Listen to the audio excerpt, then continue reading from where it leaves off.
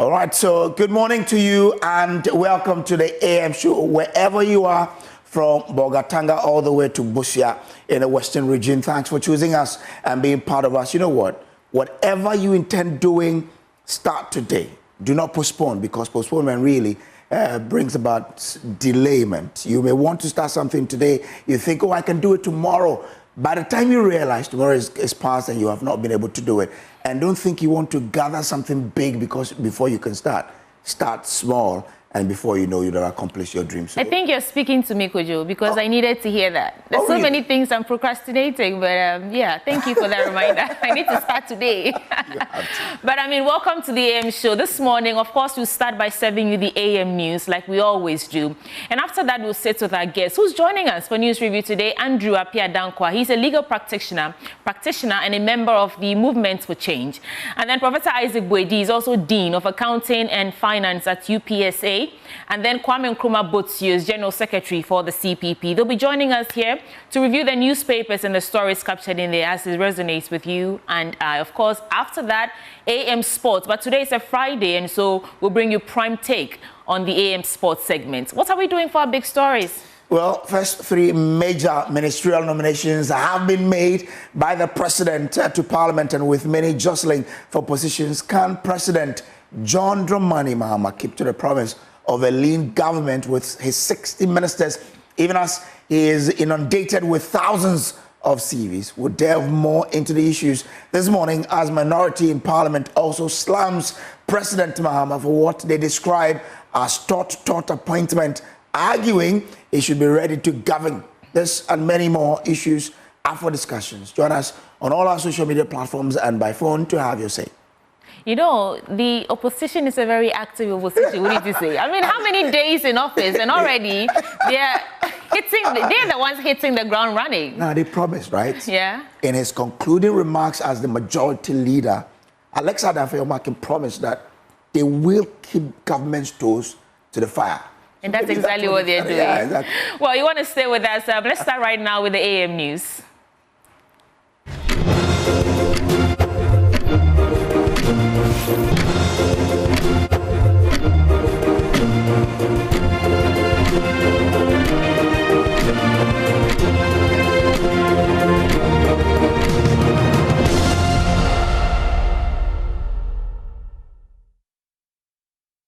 Across Ghana's 16 regions and on DSTV channel 421, GoTV channel 125, and around the world on myjoyonline.com, this is the AM News with me, Sweetie Abochi. Let's get right into it. Now, it is the most enduring Ghanaian constitution, securing the longest and most stable democracy in Ghana.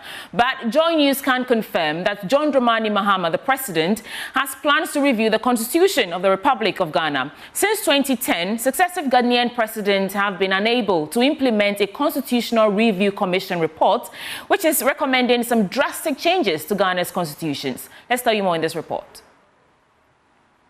The administration is resolutely committed to strengthening our justice system to ensure judicial independence and address the systemic inequalities that currently exist. I can assure you that this administration will work tirelessly to that every Ghanaian, regardless of your status or background, is treated with dignity and afforded equal protection under the law.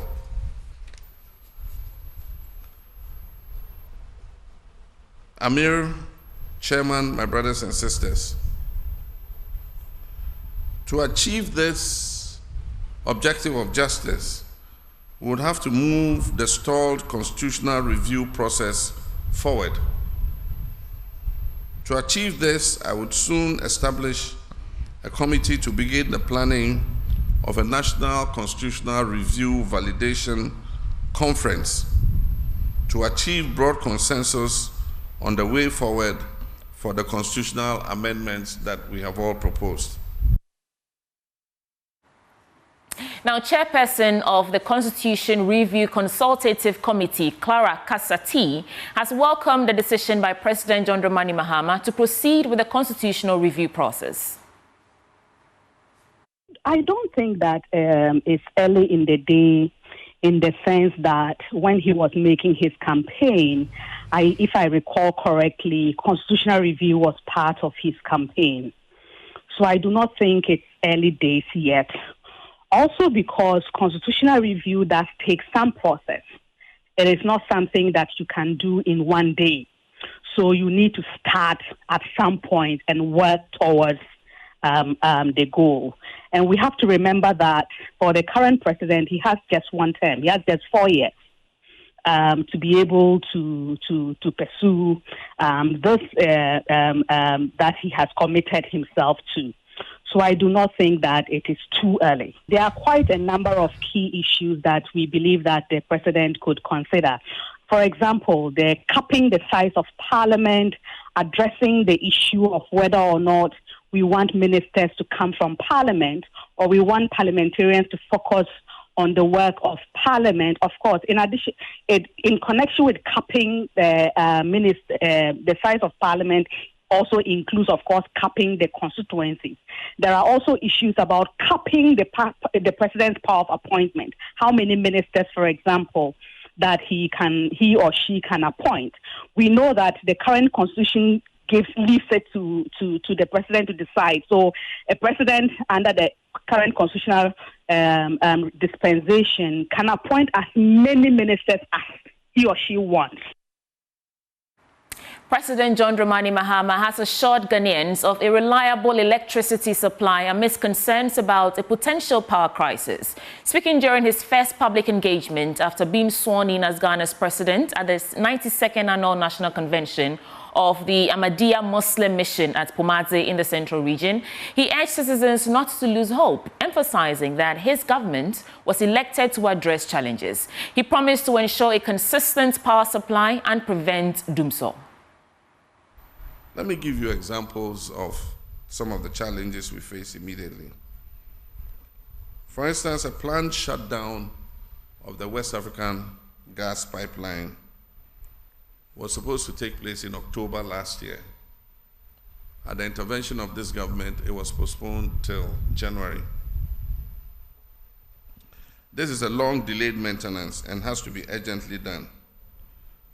But what it means is that there will be no gas available for all our generating plants in the east of Ghana, that is the Tema Enclave, because it will have curtailed the gas coming from Nigeria and the gas that comes in the reverse flow from our gas processing plants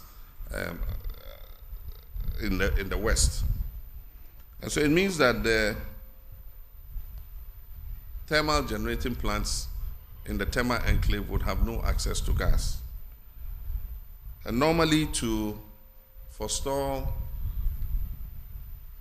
blackouts because of the loss of almost 2,000 megawatts of power, we have to make provision for fuel. And this is light crude oil, heavy fuel oil, and distillate fuel. Unfortunately, enough provision was not made for this eventuality. When the fuel arrives, it takes time to import it, 3 weeks to place an order and get it delivered. And when it arrives, you have to treat the fuel for another week and a half to make it ready for use in the generating plants. And so there's a threat of power outages. But my brothers and sisters, don't despair. Like I said, you elected us to solve the problems, not to put the blame on anybody else or to shoulder you with those problems. And so yesterday I called a meeting of all the stakeholders in the electricity value chain. And they have been sitting since yesterday to today to come out with innovative solutions so that we're able to keep the lights on. And so I can assure you, with some of the ideas they've come up with, we would make sure that your lights stay on and that we do not have doomsday, as you popularly call it.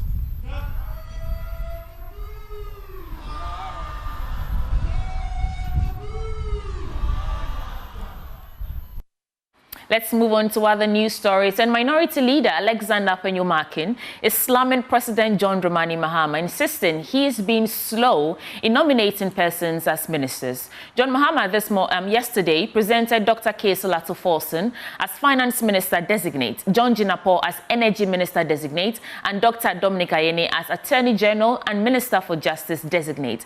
But reacting to the nominations on the floor, the Minority Leader described the approach adopted by the minister as tot, and also criticized the government for publishing the names before they were read in Parliament. There's more in this report. The first set of ministerial nominees by John Dramani Mahama has been received by Parliament, with the Speaker announcing the 3 persons: Finance Minister Designate, Energy Minister Designate, as well as the Attorney General and Minister for Justice Designate, and referred to the Appointment Committee of Parliament. But not without some little controversy, as usual, from Parliament. The Minority Leader, Alexander Penyumakin, said the President is simply doing tot appointment, and he expects that John Dramani Mahama will bring the full complement of his cabinet and ministerial nominees to Parliament as soon as possible.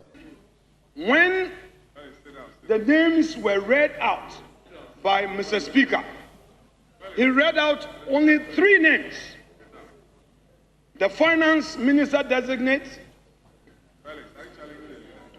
the Energy Minister Designate, and the Attorney General and Minister of Justice Designate. Mr. Speaker, this tot appointment is unacceptable. When at the rate of the ministers, you must be ready. We want to hear Ama Kofi Bua. We want to hear Agric. We want to hear Agric Ministry. Honorable Eric Opoku. Honorable Leader. Honorable Eric Opoku. Honorable Minority Leader. We want to hear Agric Ministry. We want to hear roads and highways. Honorable Minority Leader. We want to hear lands and natural resources. Honorable Minority Leader. Education. Minority Chief Whip Frank Anodompre is also promising that his side will be rigorous in the vetting process. We on the minority side will be ready for you at the Appointment Committee. We want to caution your nominee to come prepared. It's not going to be business as usual. Come prepared. I hope you'll be prepared when you appear before the Appointment Committee. But the majority leadership have been taking aim at their colleagues on the other side in terms of how they are running commentary on some of these issues in Parliament. We've been indulging him because we understand this difficult transition. And we believe that we should allow him to basically bring out all the pains of losing. But we want to remind him that his responsibility is to ensure that the business of this house flows. And we expect you to be productive. We expect you to cooperate as we did to ensure that government business is done. For now, we are indulging you because we know the painful transition you are going through. Parliament has now agreed that once they are on break between now and the 21st of January, if any more appointment come from the President, they will refer same to the Appointment Committee, even when it has not been read on the floor as is mandated by the standing orders. The standing orders, those strict rules have now been suspended to allow the Speaker to make that referral to the Appointment Committee as soon as it's hit the Speaker's desk. We do not also know yet when exactly the Appointment Committee will start working on the nominees in terms of the vetting process, but the indication we are getting is that as soon as next week, the modalities for this vetting process will be announced and the vetting will start taking place here in Parliament.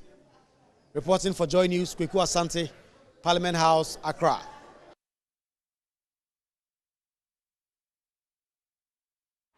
Moving on, traders at the KJTR market in Kumasi are uneasy about the recent fire outbreaks in some big markets in the country early this month.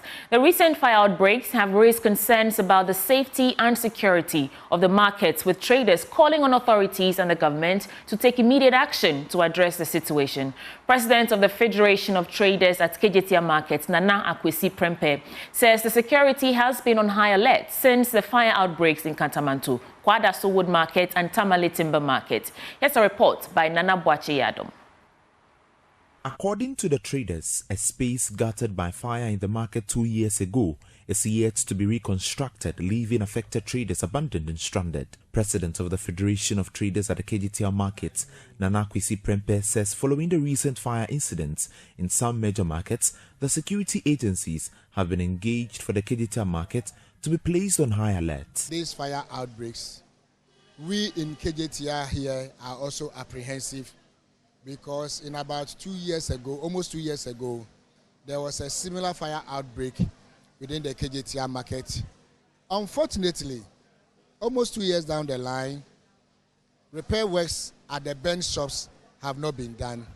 Our colleague traders who were affected, no one has gone to their aid. They are still in their house, hoping that one day someone will come to their aid.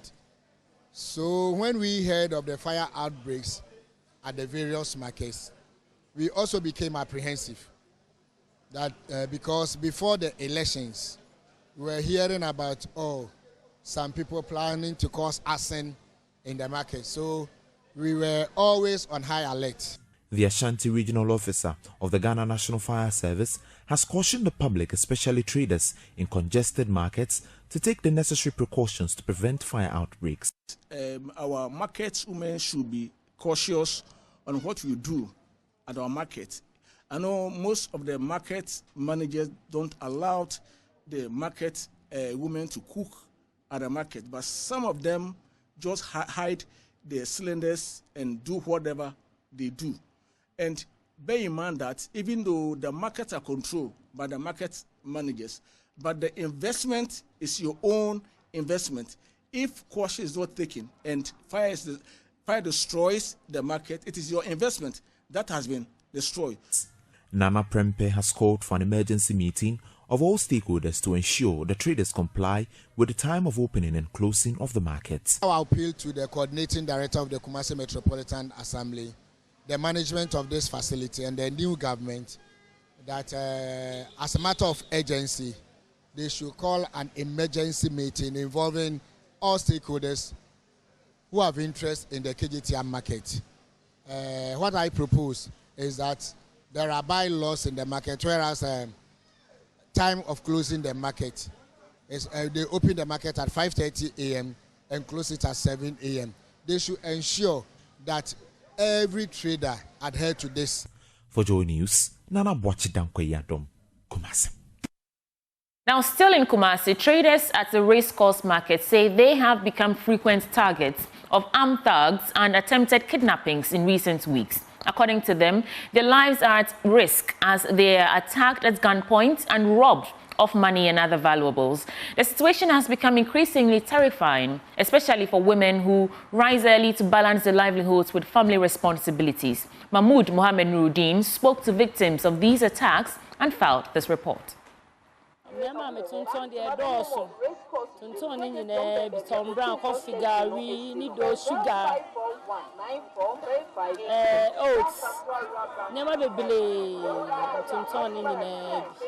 In a shocking incident, Rose Ekia Brobe, a trader at the racecourse market, was attacked by armed men while in a taxi cab. She was robbed of her 60,000 cedis.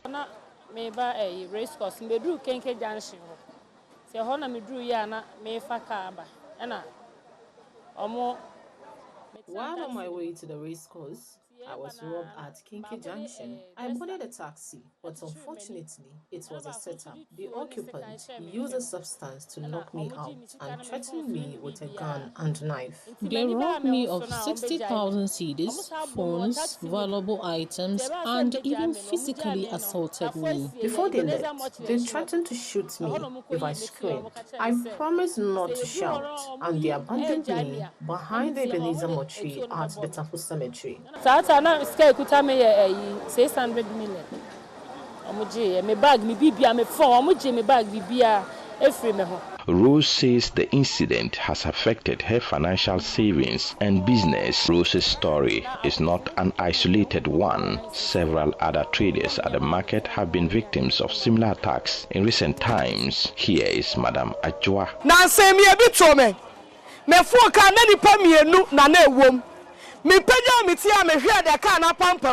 I had an experience recently. I got into a car with only 2 other passengers. When I looked up, I saw a sign that read, "Ghost only." I was scared and quickly made up an excuse, telling the driver I had left my phone and money behind. I needed to get out. I promptly got off the car.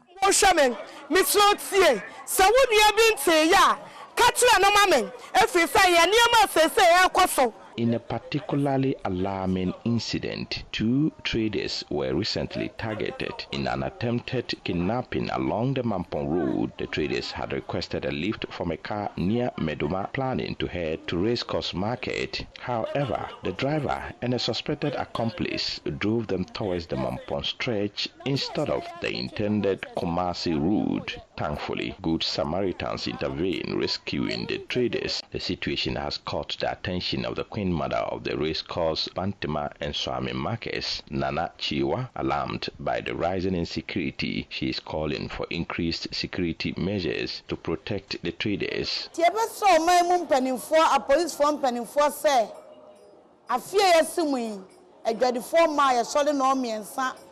We are appealing to the Ghana Police Service to address this issue this year. We urge them to tighten security so that criminals won't have the chance to rob our market women. Report by Mohamed Nuruddin. Samuel Kojo Brace is standing by to serve you business updates next. Let's do business on the AM News, and the Ghanaian business community has expressed their readiness and commitment to work with the Minister-designate for Finance, Dr. Kesala Tufosun, as he awaits his approval by the Appointments Committee of Parliament.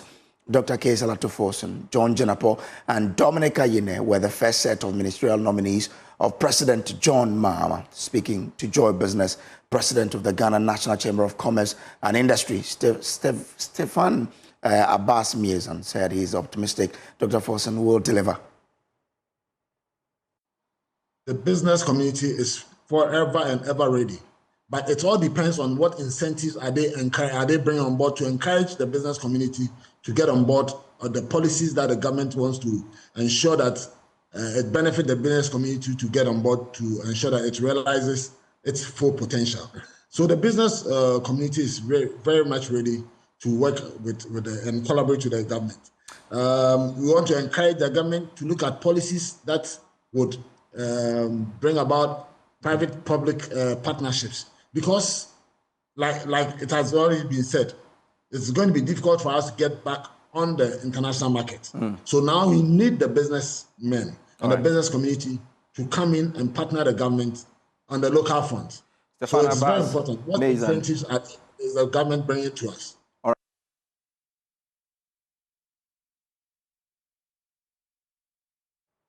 Well, Ghana's foreign direct investment has experienced significant fluctuations over the past few years. Now, in 2023, FDI inflows amounted to $1.32 billion, reflecting a 7.64% decline from the previous year, according to data from the Ghana Investment Promotion Center.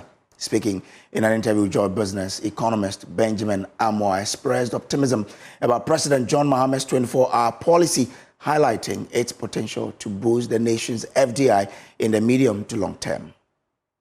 It is, in fact, because if you have had preliminary discussions and preliminary insight into the policy, we have heard that electricity rates and tariffs will be staggered or will be fixed in such a way that companies that choose to operate within the 24-hour economy cycle will have some different tariff structure to encourage them to operate 24 hours. If you are a foreign company and you want to do business, you may want to look at this aspect of the economy and see what you can do to take advantage of this incentive. So clearly, there's a lot that can be done within the 24-hour economy. Again, that is not the only thing that will drive foreign direct investment into the country. Ease of doing business, bureaucracy, corruption, exchange rate, inflation, interest rate, this will all come in to mix up to create that atmosphere that we need to rebound the country back onto its place as a host for international business. And that's it for the business update on the AM News, but I'll leave you with currency market updates.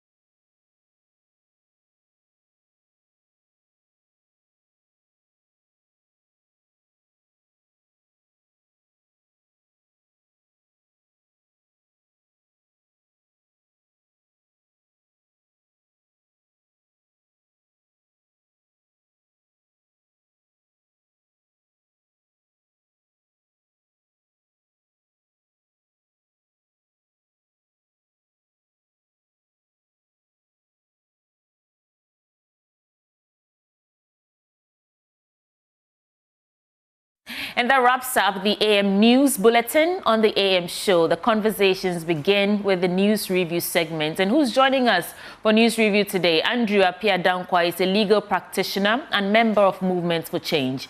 Professor Isaac Boedi is Dean, Accounting and Finance at UPSA, and Kwame Nkrumah Botiu is General Secretary of CPP. They're joining us now for the News Review. But for now, off I pop.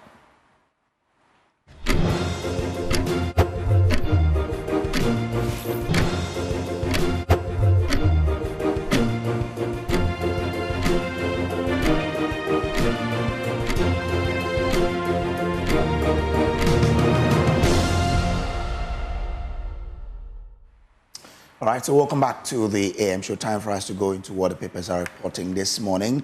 And we're lucky to have with us Andrew Appiah-Dankwa, who is a legal practitioner and a member of the Movement for Change. Good morning. Good morning, sir. As all as well. We'll talk about Movement for Change and see what the future, the direction. We also have Professor Isaac Boedi, who's Dean, Accounting and Finance at the UPSA. Prof, good morning. Good morning. Good as all as well. Very well. I'm sure when it comes to the intricacies of finance there, you did top up, because professor in that area should be... Oh, well, we're all learning. We keep learning every day. Numbers don't really... Why do we add zeros? Like people say, you add zero to my thing and then you take it off. Well, you don't need to add zero when you don't need to do that. Okay, all right. Myself and Suti will be going into the papers. I have the Telegraphic. I don't know what you have. The News Center. But maybe before we get into the newspapers, let's take some thoughts from our guest. Andrew, welcome aboard again. And it's been a while. We're having him. No. Well, after the election, yeah, exactly. I think so. So maybe that. No? Oh, you've been here after the elections, huh? Yeah. Okay. Twice after the election. I met my brother here after the elections when we attended some postmortem. He was so uncomfortable with the postmortem. But you're right. You're right. How is the Movement for Change and what's the future direction now? Oh, nothing has changed. As in, we call for change. As in fact, that was the very essence of why the movement was formed in the first place. We listed the kind of changes we wanted. Key amongst them being reforging a government of national unity, where it didn't really matter where your partisan considerations were, your tribe. What all in our view mattered was your commitment to building Ghana. we may not have had the kind of change we wanted, but at least we have change.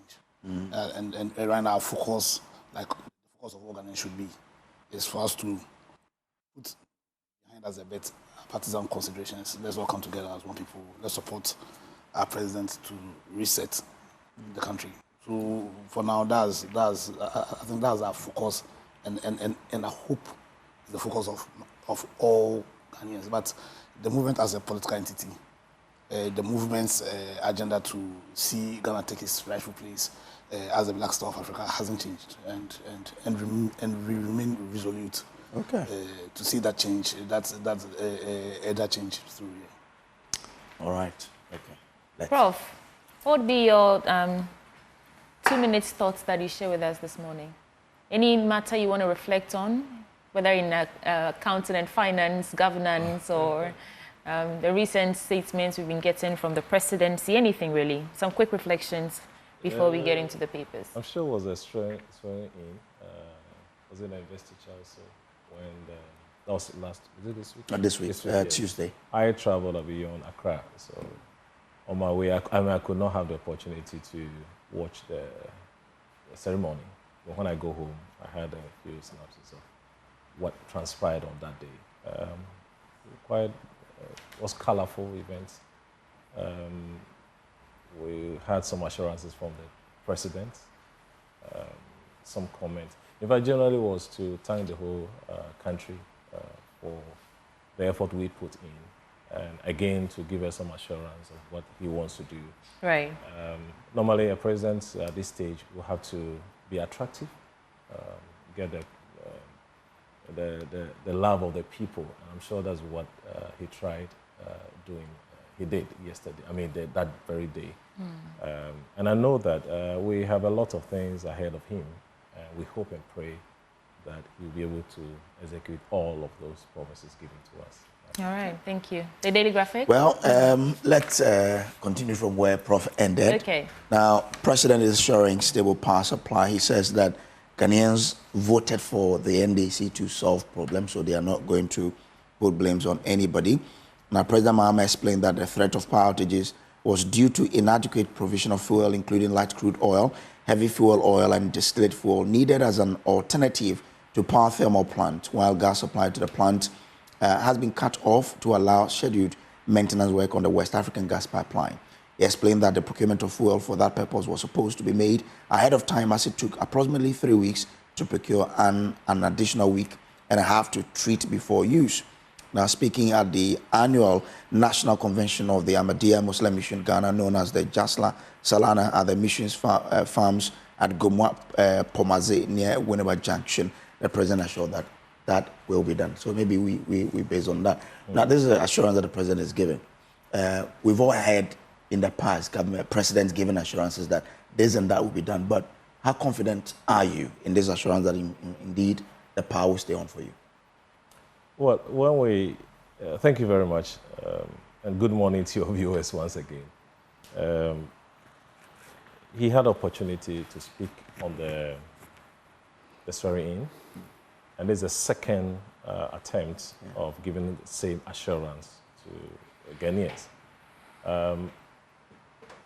Every business or every institution will want this assurance, especially even investors.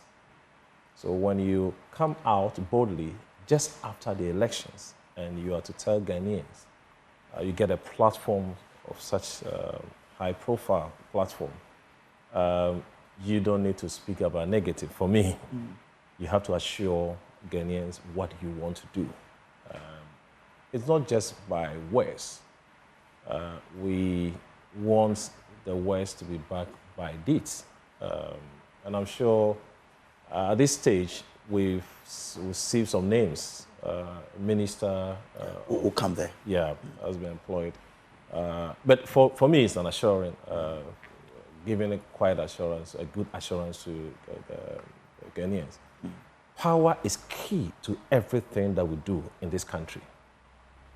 In fact, my expectation and that of every Ghanaian in Ghana that will not go back where we came from some years ago under NDC administration. And when he gets such a platform, opportunity to speak, for me, he did well by mentioning that alone, because that was a major issue that we were all, at the point, hoping that something could be done. And for him to speak on such issue for his first time meeting such a gathering, I mean, it's still a good assurance to everyone. And we hope the West will be followed by deeds. Okay. Yeah. So that's the hope of a Ghanaian, that words will be backed by actions. Yeah. Well, lawyer, if you listen to the president and his assurance that the pass will stay on, yesterday we were talking to one member of the NDC who says they procured fuel, but he was not able to give us exactly when the fuel will come. But if you listen to the man in charge who says that I'll ensure the lights stay on, and you look at what we've had in the past where leaders will say we'll do this, but they end up doing otherwise, how confident is your trust in this, that indeed the light will stay on for you? Yeah, so let me take the opportunity to wish you a lovely viewers Happy New Year. I think I couldn't wish them in my previous submission. Well, I'm fairly confident that the president is going to stick to his words in very dire circumstances. I think to really understand the circumstance he finds himself and we find ourselves, we need to put the issues in proper context. And the proper context is that in spite of, first of all, the commitment of our previous president and his team to Ghana, their vow to be committed to Ghana, in spite of all of our collective vow, the pledge we take as Ghanaians to be loyal to Ghana. It is inexplicable and very unfortunate that understanding that government is a continuum. You understand? As in, there's no room for any space. You put the next government in a situation where they have just about 5 hours of. But the Minister of Energy, Krapa, the former Minister of Energy, explained that it's not true, that they left fuel. But we're also being told that there's no fuel. So what the current Minister of Energy, what the current President is telling us isn't that they didn't leave them fuel. They left them fuel, but they left them fuel for just about 5 hours. Because if they left them fuel, then why is all this struggle to get in fuel? And trust me, what I've seen over the last 8 years, you understand? If you ask me between what's called the current president, between the current what's called administration and what Krapa is telling me, who would you believe? Would you believe Krapa? You see, the point is, these are factual issues. These are not issues of opinion. I think the people actually in the sector have had opportunity to speak about this. And there's a looming power crisis. Right. There's a looming power crisis because the previous administration, for whatever reason, decided to leave inadequate fuel or to create a condition. Apianangwa, you know, there's some school of thought that could also not be the entire truth. That in fact, if we had just 2 days of power supply, and I think he said 5 hours stock in terms of fuel, this is day 3, I think. Although they said they had purchased emergency fuel, and yesterday Gideon Tetetete could not confirm to us the estimated time of arrival for the fuel. Do you actually believe that the outgone administration left little to nothing for us? It's based on the kind of power situation we found ourselves in the last 6 months. I'm tempted to believe that. Okay. Because in the last 6 months, we had, some people call it doom. So there was this whole, what's called a debate, right? Whether there was doom, so whether there was doom, CC, whatever, especially over the last 6 months. So based on that experience, and I'm tempted to believe that probably it wouldn't be 5 hours of war, but the point is, not enough provision was made for or for the circumstances that would guarantee us continuous flow of energy, whether it's 5 months, whatever it is. But to think that people who took an oath to be faithful to Ghana, and that oath ended 11:59. But beyond that, they also took, like all of us took an oath as Ghanaians, you understand, to pledge our loyalty, allegiance to Ghana. So when you put the country in a situation where what is supposed to be the backbone of our economy, power, then you are doing a serious sin against the country. And that is the context in which we should look at this situation, because one of the core principles that underpins our constitution is the principle of probity and accountability. Yeah. And people should be held accountable for their actions and inactions. Having said that, the president has won an overwhelming victory, as in he showed a lot of good faith and leadership and his focus in how his inauguration was handled. It is not for nothing that about 16 head of states of Africa came, and as in the beauty of our democracy. Yeah. As in a third, some of us hold the view that what we are practicing is a democracy. I still stand by that. But at least a third of the democracy, power of the people, was shown during the inauguration. And like my big brother here said, he showed that spirit again in the kind of assurances he gave. Now the question is whether or not we believe him or not. I want to give him the benefit of the doubt, because at this stage it's too early for us to be throwing into the spanner of the president. Because like I said earlier, if there's anything that we should do now, for us to support the president to deliver on his mandate, because really, if he succeeds, then we'll all succeed. And that support includes having a little bit of faith in what he says. And at this stage, personally, I have that faith. And I pray that we all have that faith in him. Because without faith, then we can't support him to dispense with his mandate as the president of the country. So I believe in him. Let's see how things unfold. Okay. Shall we bring in Kwame Nkrumah Bosio into the conversation? He's General Secretary of the CPP. Welcome aboard. Thank you. This would be the first time we're meeting after election, wouldn't it? Okay. I've been watching you on air. Right. But this is the first time. Okay. Welcome again then to 2025. Just before, is that your real name? Kwame Nkrumah Bosio. Yes. That's your real name. Yeah. Osajefo. Combine the names of those leaders of the CPP, then, right? He's actually Kwame Nkrumah is Kojo Botio. Wow. And he's General Secretary CPP. Of the CPP. Yeah. We need to do full disclosure so he understands why you're called Kwame Nkrumah. Oh, well, Kojo Botio is my grandfather. Well. Oh, okay. Okay. You had it here first. No, I get it. Yeah. Kojo was posing a question to the other guest before he came. I think it was a story on the president's assurance. That he will ensure the power stays on. Yes. Yeah. I honestly think that he can do it. Okay. He can do it. I observed what the administration did with the Ameri power deal. During that time, it took them some time to find their feet. The Ameri deal came in just before they went out.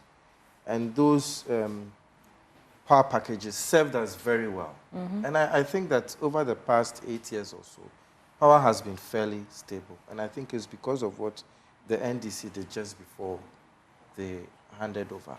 So they do have that experience. It's not now that they are going to do trial and error. They know what to do.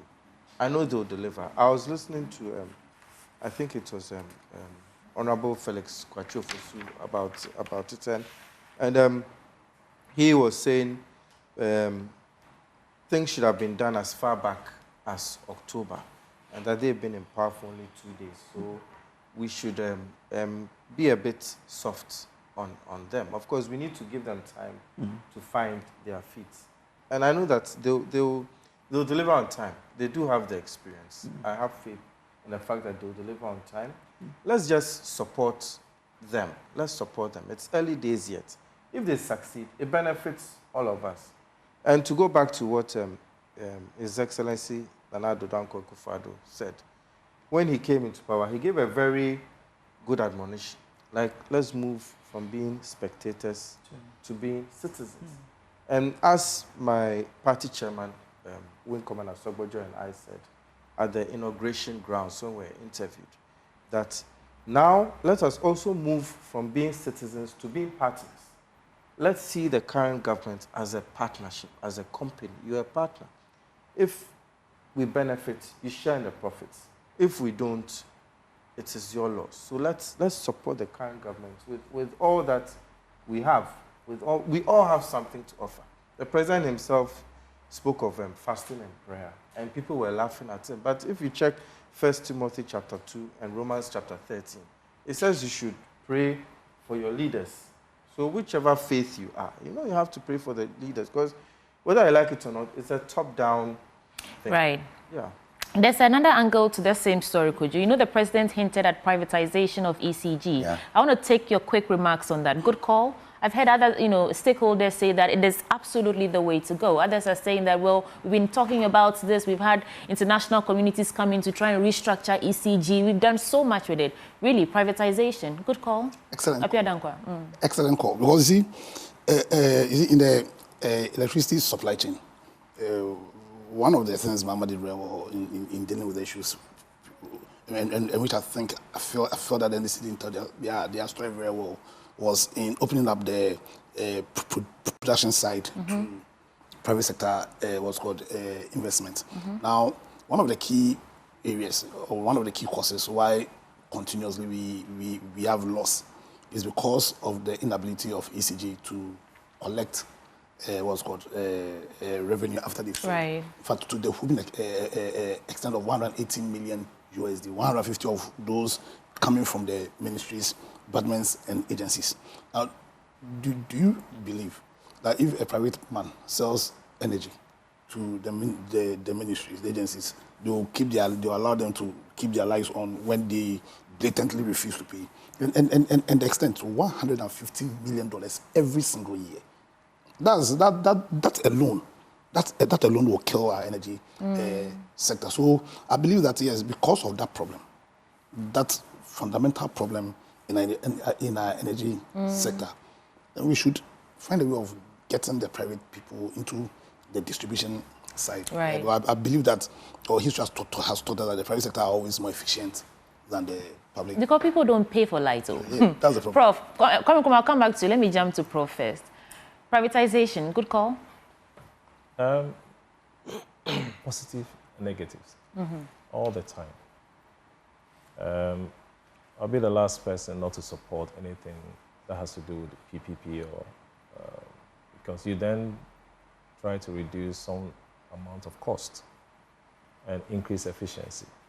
Anything that will enhance efficiency, I will support. Okay. But it's important when you do that, you weigh the options, the terms of reference, conditions. What will be the benefit that we are going to derive as a country if we go that direction? If we have assessed all these, we are fine, I will support that. Okay. Yeah. We've done it before with PDS, exactly. And it ended up being mad with all of these, stint of corruption and all of that. How do we then, or how must we as a country approach this to ensure that we don't find ourselves in the same circle as that of PDS that really marred a very beautiful intention? Yeah. But actually, I'd even noted down PDS. Because, for a long time, I have been against the privatization of ECG. Okay. And PDS showed that there were lots of problems with it. But the fact is, if you look at some of the developed countries and how they operate their power system, there's a lot of privatization. And if indeed the 24-hour economy is going to work, then there will have to be privatization, because we have seen over time that the dynamics have changed. We are not in the 60s anymore, where the population was small and government could manage everything. So I think that we should try this privatization. But as to whether it should be given to just one company is the issue here. If you look at the developed countries, there's a number of companies that come together, a number of private entities. That way, you don't have one person hogging the show and calling the shots. In the distribution end. In the distribution end. Okay. Because the power sector is so important that ordinarily it should be in the hands of only the government. But if you are going to privatize it, then don't outsource it to only one company who is going to monopolize it and hold you to ransom. Get a number of competent players and see how you can get them to work together. So I do support the privatization. At least let's try it, because to keep up with what I believe this government wants to do and where the country should go, that is moving from consumption to production. We will need the power to be on 24/7. We cannot afford even 1 second of doom so. So I think I support it. Okay. But I think where I have a problem, over the years, other countries have done same. They have succeeded. Ghana, we tried to do this over the period of time. I don't know the success story over this. I think the only success story will be the way they were able to collect, debt from people. The only thing was that the conditions, lawyer, you may have to help us here. There were some conditions they had to meet before the contract was signed. There was an issue with some of them, and that's how the whole thing was terminated. Even me, I'm not even, the conditions will be there. Yeah. Obviously, we'll go through that. But we've been complaining over a period of time about high cost of electricity as Ghanaians. And if you want to go that direction, we shouldn't prioritize profits over affordability. That's what I'm thinking it should be considered. Okay. More stories, or should I get into the news center? Well, there is a story here I'm sure would interest all of us. One of us wanted to go into the the ministerial nominees. Let's get there. And then we had a very important one, which is a call to government to close SHS to address feeding and other issues. Now, when I go into that, so it says the National Council of Parent-Teacher Association has called for the closure of senior high schools until the issue of feeding and other pressing matters are addressed. According to the association, nothing was currently working in the schools after they reopened on Friday, January 3, 2025. So maybe we can add that to the president nominating 3 ministers. We have John Abdullah Jinapa, who is the Minister of Energy Designate, Dr. Kaysel Atuforsen, Minister Designate for Finance, Dr. Dominic Akuritinga Ayine, Attorney General and Minister for Justice Designate. So we have 2 stories here, quite important, especially with the free SHS. Let me start with you, Kwame Botu. What must we do? If you look at what is happening, already in the past, we saw schools not having food. We reopened, and it looks like the same thing is persisting. The PTA is asking government close down the schools. Should we? I think it is very important that the students are well fed before they can learn. The government should commit whatever resources is available to sorting out this problem. Because if the children are to come home too, it will affect the academic calendar. Okay. So I do not support closing the schools. I would rather plead or urge the government to, let's say, squeeze water out of stone, and even the private sector. Yesterday we saw EcoBank at Kantamanto pledging to do a number of things. We have His Excellency Dr. Baumia, and I think I also heard of Alan. Yes. I think if we're going to talk about public-private partnership in governance, then we should all step in. He and I went to the same school, and we cannot afford to stand by for the schools to shut down. The old student bodies should also be brought in. The schools should not be shut down. We should all come together and support to make sure that the children are well fed. And Charles said that, issued a statement to parents that they should give their children more provisions because the situation has gotten worse. Yes. From 3 years ago, where you can only give them what you have. Now some are using their melting butter as a replacement for oil to cook for children in schools. And so when you say we should call on everyone to help, how can we help if the fundamentals, let me borrow the words of, the fundamentals are very weak? Yes. So how does the support actually get in there? I think it's... Because they have little to nothing. He and I are former executives of our old student body. And when it comes to fundraising, I mean, we're able to do so much. I mean, our school is one of the is one of the schools that is able to mobilize funds. The Parent Teachers Association should, they always work hand in hand with the All Students Associations. You should call on them, find out how much it will cost to feed the children per month, per day, bring together the funds, and then commit it. Already, we are coming up with our 100th anniversary, and we've raised quite a lot, a few millions of dollars. I Hey, wow, a few million dollars. Which school is this? Wow, millions of dollars. Yes. No, but just a year alone, we were able to raise quite a number, quite a so. It can be done. So even if our old student body comes together and says, no, the school cannot shut down. We have our 100th anniversary coming up. We are thinking of grand plans. But let's bite the bullet. Let's commit some of this to feeding the children. It should be on a case-by-case basis. You can't just close all the SHS because of this. And when it comes to provisions, I understand. Over in the boarding house, some students didn't even come to school with chopbox. It's a reality. You can't say they should have more provisions. Some people don't even come to school with provisions in the first place. So I think it should be a public-private partnership. The school should not close down. There should be a clarion call to all the old students' bodies to put your what you call put your money where your mouth is. Show you always have your school sticker on your car. Go down and show the way. Wow. So how much can your school and mine raise? So upon advice of my counsel, I plead the fifth. Because I cannot come and embarrass Marco girls here. I am thinking about what? Marco girls in Ho. Right. Yeah. Mine is Badubon, so see. Well, I think mine is more popular than yours, Kojo. Anyway, has any of you heard about Badubon so in high technical school before? Badubon so I have. Okay. Okay.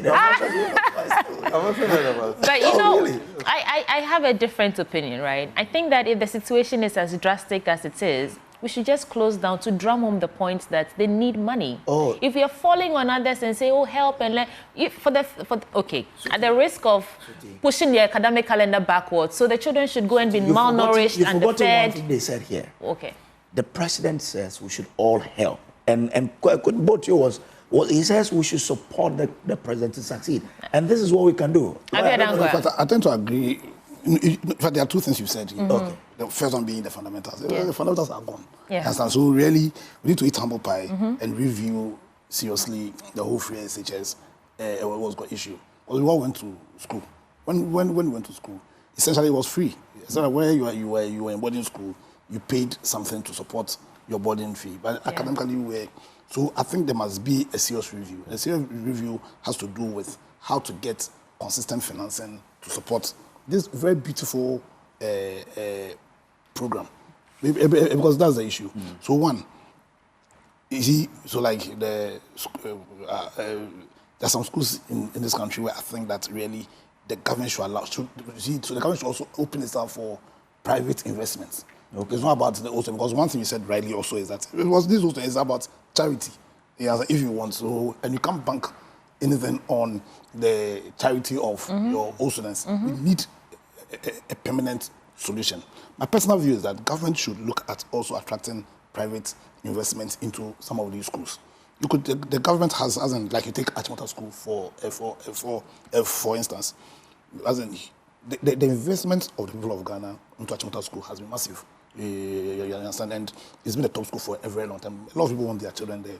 Now, why don't government come into some kind of arrangement with, let's say, private people? It could be the old students. In fact, the old students have tabled a program to government which they've refused to look at. Because we had a fund. We felt that, listen, we are ready to invest in the school in terms of technical expertise, in terms of actually pumping some money. And then, because of the extent of the state's investment into the school, it can't be wholly private. The government can take, so 70% can be by merit and P, you understand? And you set aside about 30% for scholarship. You understand? Now, if we do this model, some of it are very, top schools, government can find a way of attracting private investments into some of these schools, to deal with some of these issues, and to even create more spaces for a lot more people to benefit from the quality so, of. So let me get it what? Commercialize it or what? How is this arrangement going to be? You see, Ghana, we always want to hear the word commercial, but everything is commerce. we need to be honest, because it's money. And also, I agree entirely with what he said. The fundamentals are gone because food isn't free. You understand? Yeah. Food isn't free. So that when they introduce that fantastic, like you go to the USA, and then most of the schools there are public and they are free. Yeah, so when you go to the private schools in the US, and I'm using the US because of they are recognized in a very highly capitalist system. Most of the schools there are public schools and they are free. But most of the public schools, almost all the public schools, are day schools. They are day. And they've managed to decentralize the system such that they are practically financed by the district. You understand? Yeah. We've created a system where everything is with central government. You understand? Already, central government, one of the major problems split with central government is that even in terms of taxation, you know that unlike even this West Africa, Ghana's tax ability to raise revenue is lower than the threshold, even in West Africa, about 12%, 12 to 13%. Already, the government doesn't have money. But government has taken everything. It's handling everything. But even some beyond the FSHS, even the school feeding, it was centralized. You understand? Why don't we be honest with ourselves? Is that listen, where we are, we need to find a way of getting private people to help. We need a way of also decentralizing how we do things. Get private sector to help, but government regulating.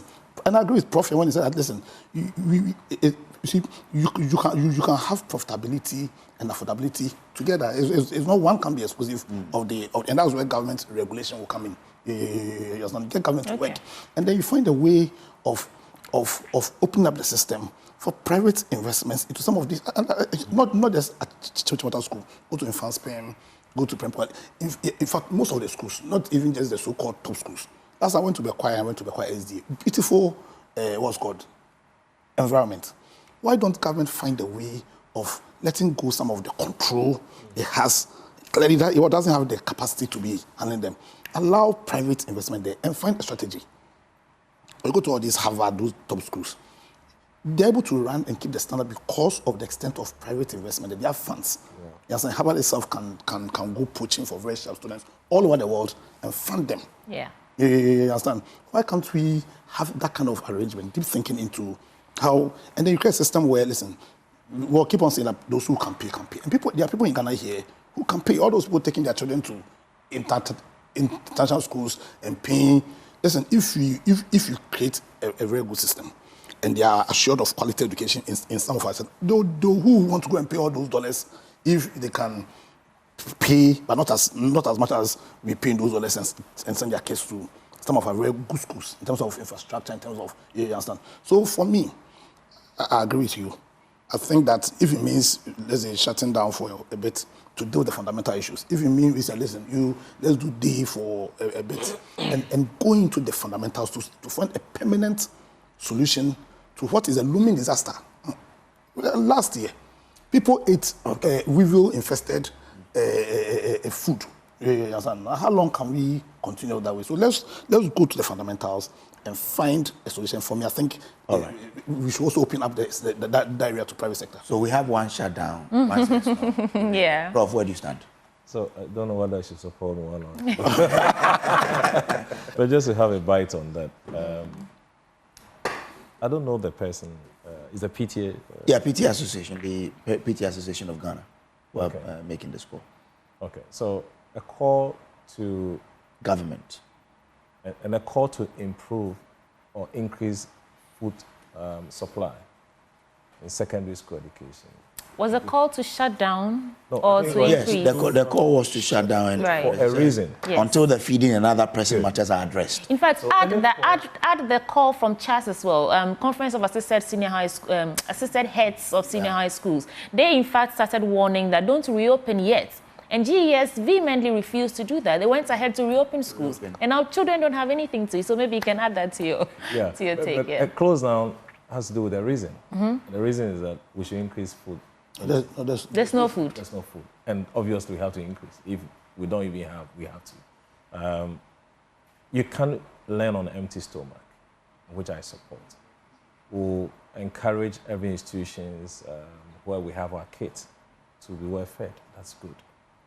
A closure of secondary schools, for me, I don't support at this stage. And I don't know whether we say have PTA or it's a PA. That's another thing. Well, I know it's cancer. Well, it's not a PT. But this association is for the two PTA. Well, we need to clarify because okay. I know for over a period of we don't use a PTA. Yeah. So I need to find out who is speaking now. And I also don't know whether it's an eminent call for abolishment of free SHS. As for that, the president has even said it cannot be abolished. And we also it's a review. So it's review. Review. I mean, any time you want to review a policy, it's a good call, but not to abolish it. In fact, these whole discussions, I always want to have data to drive my decisions. I don't know how many schools that we are focusing on now. 1 or 2 or 3, I don't know. And I always prefer that when issues like this are thrown in the public domain, you always have the data to support which institutions. Is it across the whole country? Other schools, they get support from other sources. Yeah. I mean, while students, they support some of them. If you want to close an institution, you have to be very careful. Since COVID, 2019, up to today, I have not had 1 month that I've been at home. In those days, after vacation, long vac, we spent about 3 months. Yes. You come to my school, 2019 up to date, we've not had 1 month free because of a change in the release of results of SHS. Yeah. It's been changing all the time. So we have one batch in school. With last week or two, before Christmas, level 300, 400 are on vacation. They wrote the exams. Now we have 200 who are going to write the exams. When they are done with the exams, level 100, they are coming in. Every school, they are coming in. And I'm sure it's across a lot of universities. When you delay in the publication of SHS results, it affects tertiary as well. So if you want to do anything, if you want to have a review on the entire policy, that's okay. But to throw it out there, close down because of feeding, there could be other ways of raising resources support. And my colleagues have given a plethora of a lot of, ways of getting some support. Right. With SHS. So I don't support the closure. Okay. Right. Let's get into the news sentence. In fact, so many stories that we've already touched on. Mahama hints at ECG privatization. Apenyo Makin criticizes President Mahamad's thought approach to ministerial appointment. Did we get a bite of that yet? Maybe we can add it. Let's get it. But I want to just read the headlines first. BOG's gold chain prices drop amid CD appreciation, despite $24.25 gain in gold price. Interesting. And a controversial matter bound to face serious resistance. I want to get into that and see what it's about. Minority condemns post-election violence by NDC thugs, and President Mahama elevates former deputy ministers. Yes, that's what he did. All these ministers were deputy ministers under the previous Mahama administration, so he just sort of moved them forward. Yeah. So let's talk about that. Apenyo Makin is saying that it's too thought. It's the third day of the president in office, and active minorities doing their active opposition, they're doing their job, saying that this thought thing will not help us. What do you think of it? Apenyo Makin saying that they should speed up the process of nomination and approval. Fast. It's the ground running. Very interesting. I'm sure he's saying what he's saying because he feels that he has to oppose everything that the president. Because what you might thought really. He said in 14 days he will appoint his ministers. He has started. Let us watch. But in what's called so far the thought comments are concerned. You see, for me, I think one of the most critical jobs Mahama has to do, and all of us have to help him, especially those of you who are in the media. Probably arguably one of the biggest media houses, is changing the political culture in this country. You understand? Because so right now, we have a structure, a governance structure that says that Parliament has to serve as an oversight on the executive. Over the life of the Fourth Republic, what happens is that the opposition thinks that it's just their job to do that oversight. And even how they do the oversight, their view is that they must oppose everything government does. They must oppose everything government does. And that culture is not sustainable. You understand? Because Parliament, for intents and purposes, are part of government. For intents and purposes, are part of government. And their core mandate is to ensure that they're using the powers that we granted them.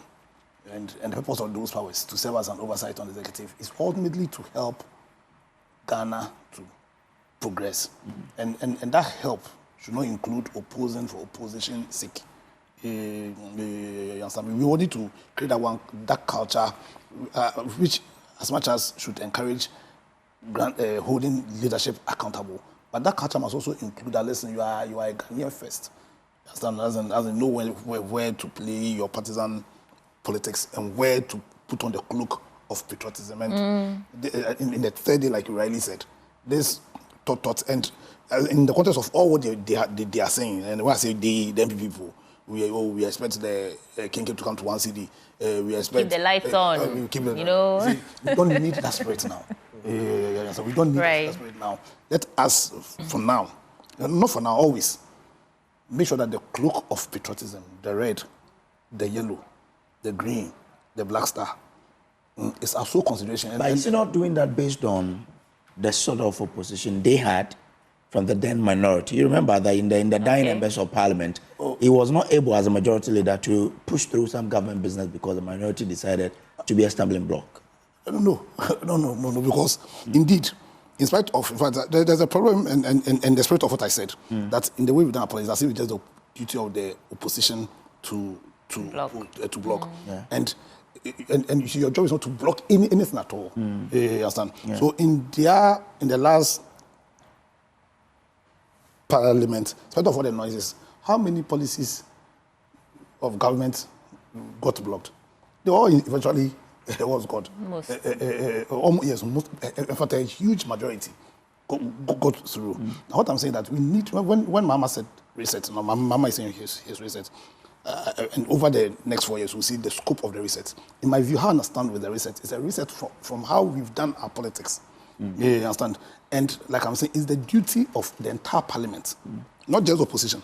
It's the duty of the entire parliament to serve as an oversight on the executive. That one may not be possible looking at what we've done in the past. And that's why I mentioned the media. But I'm talking about resetting also the political culture. You understand? And probably we are doing what we do because we don't understand exactly the governance structure. So that if collectively as a people, especially the media, we deliberately educate the people about the structure of governance we took. Because listen, if we continue with the system, when people think that because they're opposition, they just oppose, hoping that they will make government so unpopular, you understand, so that they can get a chance of taking over the reins of government. Then Ghana will be going downhill. And we need a radical shift from that culture if the president, if they want to do it. Fortunately, we have a very vibrant media, in my view. And if the media deliberately goes on an education spree to cause people to be patriotic, because one of the problems plaguing us, were you not worried? Me, personally, I was very worried when the MPs in Parliament decided to be singing their party anthem on the floor of Parliament. To sing their party anthem on the floor of Parliament when they could be singing the national anthem. You see, there's an extent to which we should do our partisanship, because the only reason why political parties were forged was because of Ghana. Okay, let me take the wind out of your sail. Kwame Nkrumah, yes. What do you make of this? I think thoughts. Make this comment as brief as possible for us. Then when it comes to Prof will tackle the gold. Yes. I agree with the leader of. He said we shouldn't call him micro-minority. my learned friend. I agree with him. I think every political party you have your spokespersons on policy areas, and as much as I support the current president, you should have had these people in place. Indeed, they have hit the ground running in many aspects. But as for your list of ministers, it should be in your pockets for you to whip up at, in a trickle. Really? I don't know why the delay. Some say there's some lobbying in the background. Intense lobbying. He says he's received thousands of CVs. But that should have been done. They want 30 days ago. You see, he should have set up a committee somewhere to look into all these things whilst he's doing his work.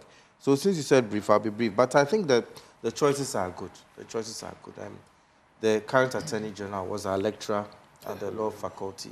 Very, very, very bright, astute legal practitioner. And the other two too. So I think with these three, it gives a foretaste of the other, those who fill the other portfolio. So I think there are good things ahead for Ghanaians. Right. But I hope, I wish he had done it earlier. Isn't it the case that he's focused on the most important ministries and then he can take his time and sieve through all the CVs he's getting to make the right choices going forward? If you look at the 3 appointments, Ministry of Finance, very important. We're talking about money. Ministry of, what's it called? Attorney General and Ministry of Justice, absolutely important. He's talking about accountability, oral and all that. And oral is supposed to end when we have a Minister of Justice. And then the third one, help me with that, energy, very important. We're just discussing energy crisis. So I think the strategy here is to focus on the 3 most important ministries and then take your time and sieve through the, CVs coming in. But Prof, let's get quick. We have just like 2 minutes to go. Well, so Bank of Ghana gold coin prices drop amid cedi appreciation despite that $24.25 gain in gold price. And I just want to get more details out there. And it's saying that the prices of gold coins in Ghana have fallen significantly since their launch, primarily due to the appreciation of the Ghanaian cedi against the US dollar. Your take? I'll be brief on that, but just add a bite to what my friend said. In terms of their appointees, those that have been selected to, I'll be the last person to go hard on this administration for now, until 120 days. So we will encourage people, let's be soft on this administration. Let them have a free day. But the point is that what Afenyo Michael was saying, this is top. We could have used a different expression for that. But then the point is that if you delay, it affects the 120 days. If you delay appointing the minister of other ministers, you have issues with your government. Right. And that's why you say that. Unfortunately, we don't have any more time, but if you want to quickly bite that gold coin the gold coin, yes, it's very important. Yeah. It's just a commemorative coin issued by BOG for people to have investment vehicles. We are moving away from the traditional investment vehicles we know, treasury bills, the bonds, the stock exchange. So the attempt is to move away from a safe haven investment, and that's why we introduced a gold coin. And we have been told there's a drop. And when there's a drop, what could be the meaning? Sometimes it's about economic stability. When the economy is improving, it's going well, people want to move away from the introduced investment vehicle, that's a gold coin. So if you check the numbers, and sometimes it's about economic data and currency and interest rate, they affect some of the drop in the economy. Well, thank you so much. And those who join us for the news review this morning, Andrew Apia Dankwa, a legal practitioner and member of the Movement for Change. Of course, we also have Kwame Nkrumah Botiu. He is the General Secretary for the CPP, and we had Professor Isaac Gwedi. He's Dean, Accounting and Finance at UPSA. But this is important information. I understand, my attention has been drawn that most of you are admiring my hair, and so I want to let you in on the secret. It's from my colleague's business. Emefa Akosua-Adeti runs the best hair business in the country. Find her hair salon mode on all social media platforms. They're located at East Legon Hills. Oh, I see what my director is doing. Let me shake it for you to see. East Legon Hills, Nana Junction, or you can simply call them on 0245 903 573. Emefa Akosua-Adeti, or you can reach her personally for the best quality at affordable prices. Do stay. Sports comes up next, and then the conversations will continue in our big stories. We'll be right back.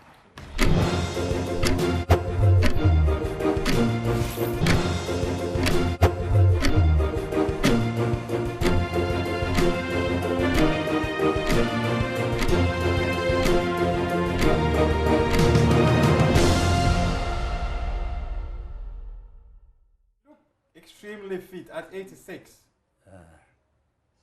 Yes, it is true. What keeps you so fit? What do you do? Because you look younger than 86, actually. Of course, if you become a sportsman, or maybe I should say a footballer, yeah. There are some privileges you have in the age group. Yeah. And these are the things that yes, that is. So I used to walk around about twice in a week.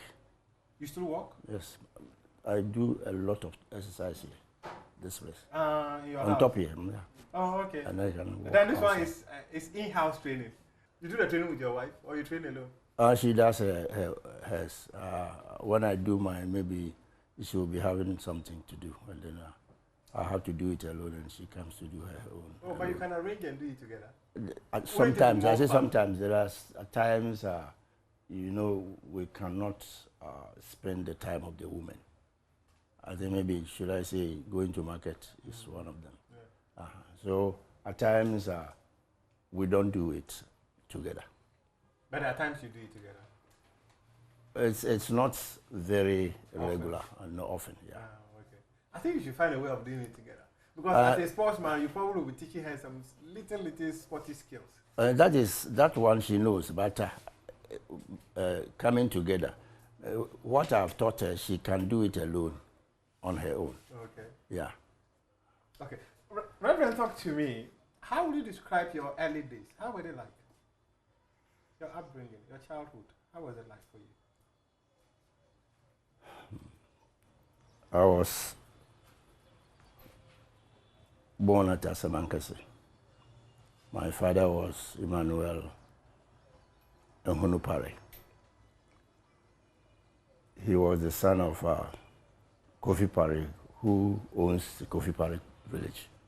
Oh, okay. So my grandfather is that man, Kofi Pare. Okay. I was born at Asamankasi, yeah. And then I attended school at Asamankasi Methodist School. Okay. My education was up to standard 7. Okay. Standard 7. Okay. When I got to standard 3, I became one of the school players. I was playing for the school as an Angasi. When I was in standard 3, I was playing for the whole school. Okay. And so I played for the school for 7 years. When I was... was it when you got into the teaching bit you just mentioned? I finished the school before going to teach. Okay. Yes. But all along, when you were in school, you were playing football? Yes, I was a footballer for the team, one of the best players. But did you start playing football from home or when you got to school? Or you got to school and started playing?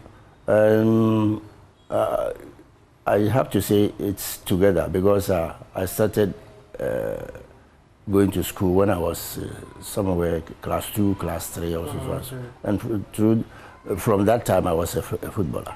I was playing football. Oh, okay. Yes, we have small boys team. I was one of them. Okay. So I started from my infancy. Oh, then just like we're all growing up and the street football we all play. That's right. You know, some will go to higher school and then some will also, as mine was. Okay. But all along, has it always been for you to play football? Or like you had other goals you wanted to achieve, as in being a doctor and being an engineer, a pilot, or you always wanted to play football? That decision should have been taken after I had gone to the secondary school. Okay. When I completed the middle school, my father had a farm at Sefi. Okay. He went to do his farming. It was because he had a lorry accident when he was buying cocoa. Oh. He was a cocoa buyer. Oh, okay. And so he came to Accra to take money for the business. Okay. And then his lorry got accident at Mepom. Okay. So So when he came, that was the time I also had a chance to go to secondary school, but he didn't have any money, so I didn't go to any place. Oh, okay. And at that same time, so it's due to lack of resources that you didn't go to secondary school? Yeah, that's right. But because I passed to go to Kofodia, Solomon Commercial College. Oh, okay. It was hurting. My father should have taken me to secondary school. I passed, and I was called to the school, and he got the accident at the same time. So he didn't get money to send me to secondary school. And your mother too didn't have the resources? My mother was already at home. They have missed, they have stopped marriage long ago. So your father and your mother separated? Yeah. Oh, okay. Yeah. But she still could have taken you to the school because you are the son. The woman? Yes. What was she doing? She wasn't doing, she was a bread baker. She was a bread baker. So she didn't also have the resources to support you? She didn't have anything. Yeah. But that might have been very disappointing that maybe your dream of going to secondary school was not materialized. Yeah, that is my problem to date. I sometimes think about it. I have to forget about it because I became a minister. I know how it is. You forget about everything. So I forgot about it. But that is my problem, my education. Not that my father couldn't take care of me at school, but it was a lorry accident, yeah.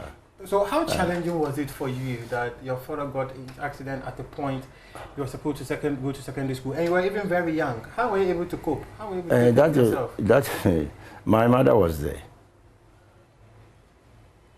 So your mother assisted? No, my second mother, my stepmother was there. No, she might have done great stuff for you. But she also didn't have anything. It's not that she is not my mother. I would talk against her. She didn't have money. So,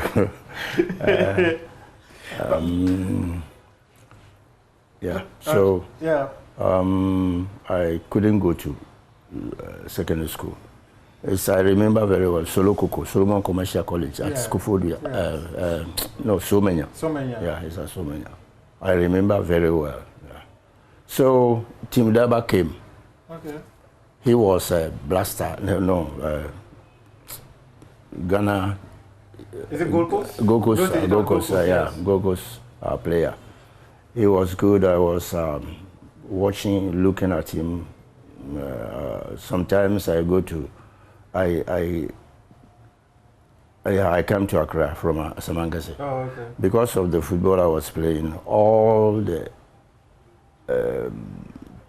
buses, all cars traveling, I just sit in free. Yeah, free. Oh, wow. All at Samangase, anywhere I go. You were a community star? Yeah, I'm a community star, footballer. So when my father got accident, it affected me very well. So I have to be. You had to be very strong. I didn't know what to do, and so when Tim Daba came, you grabbed the opportunity. Yeah, I just spoke to him. Their team played our team. Yeah.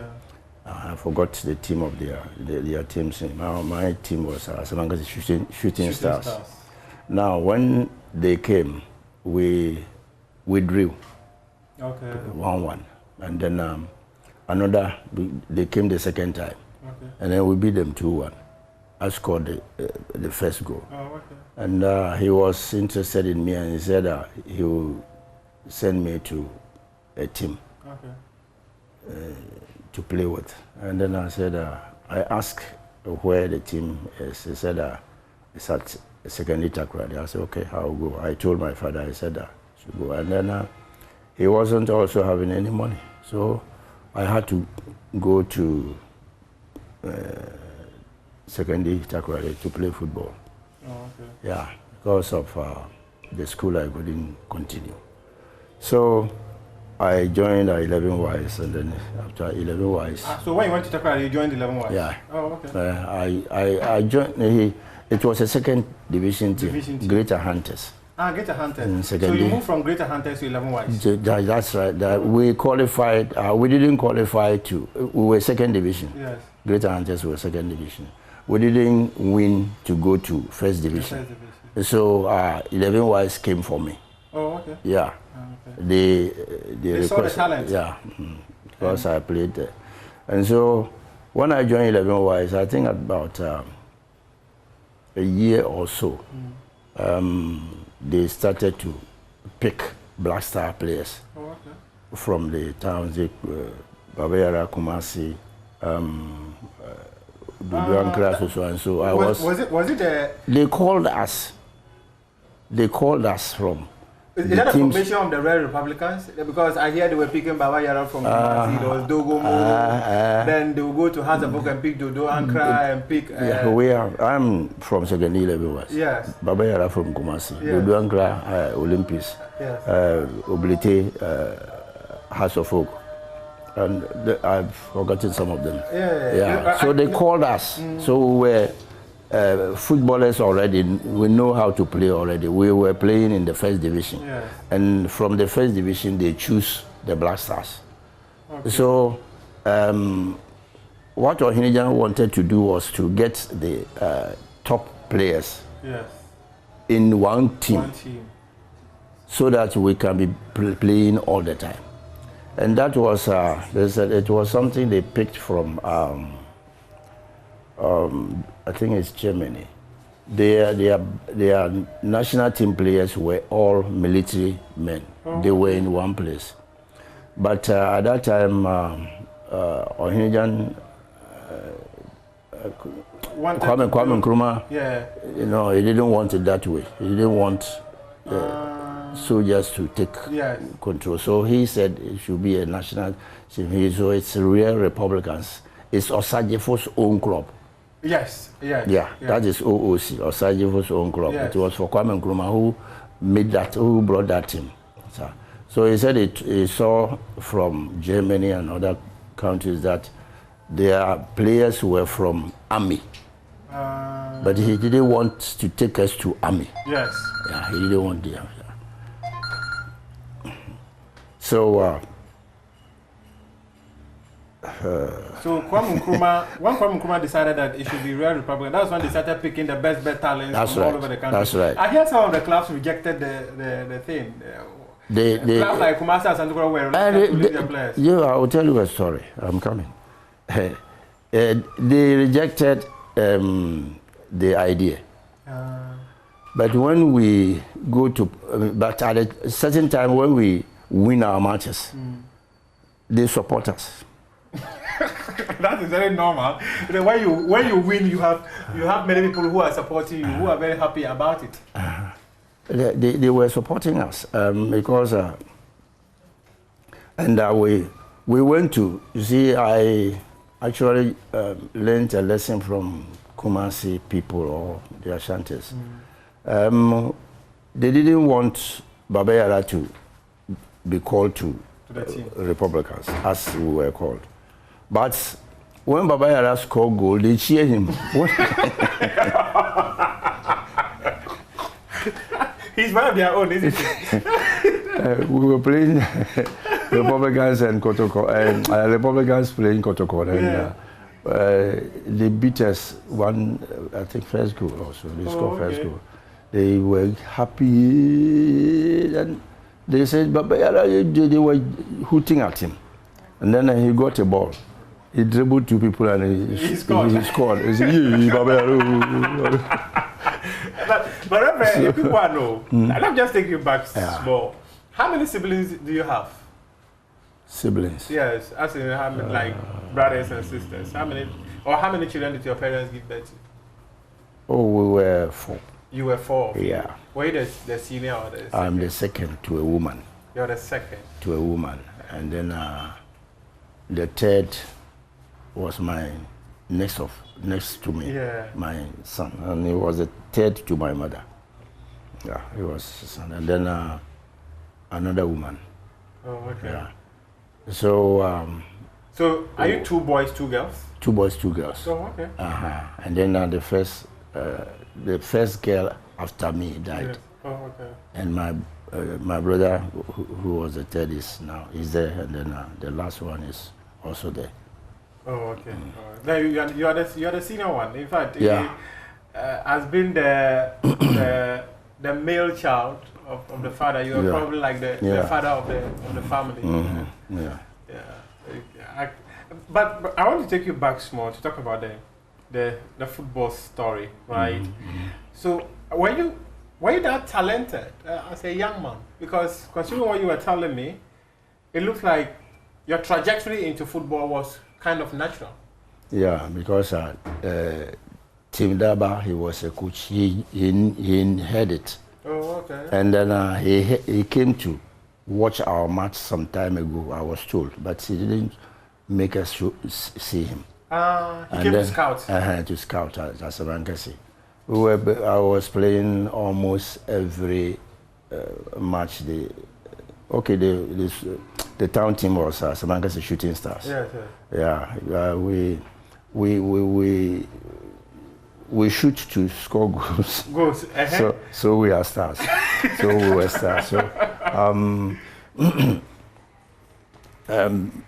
people were interested in us, and so I decided to come to House of Folk. Okay, well, we'll get to the House of Folk story. Okay. But talk to me about, you were talking about Real Republicans and Kwame Nkrumah setting up the team. There were stories about 1963, 1965, how you people played Real Madrid. I remember when I spoke to Reverend Osei Kofi, he spoke about how anytime he had the ball and he knew that Kofi Pare was ahead of him, a goal was guaranteed. Can I tell my own story? Yes, please do. If I add more, what?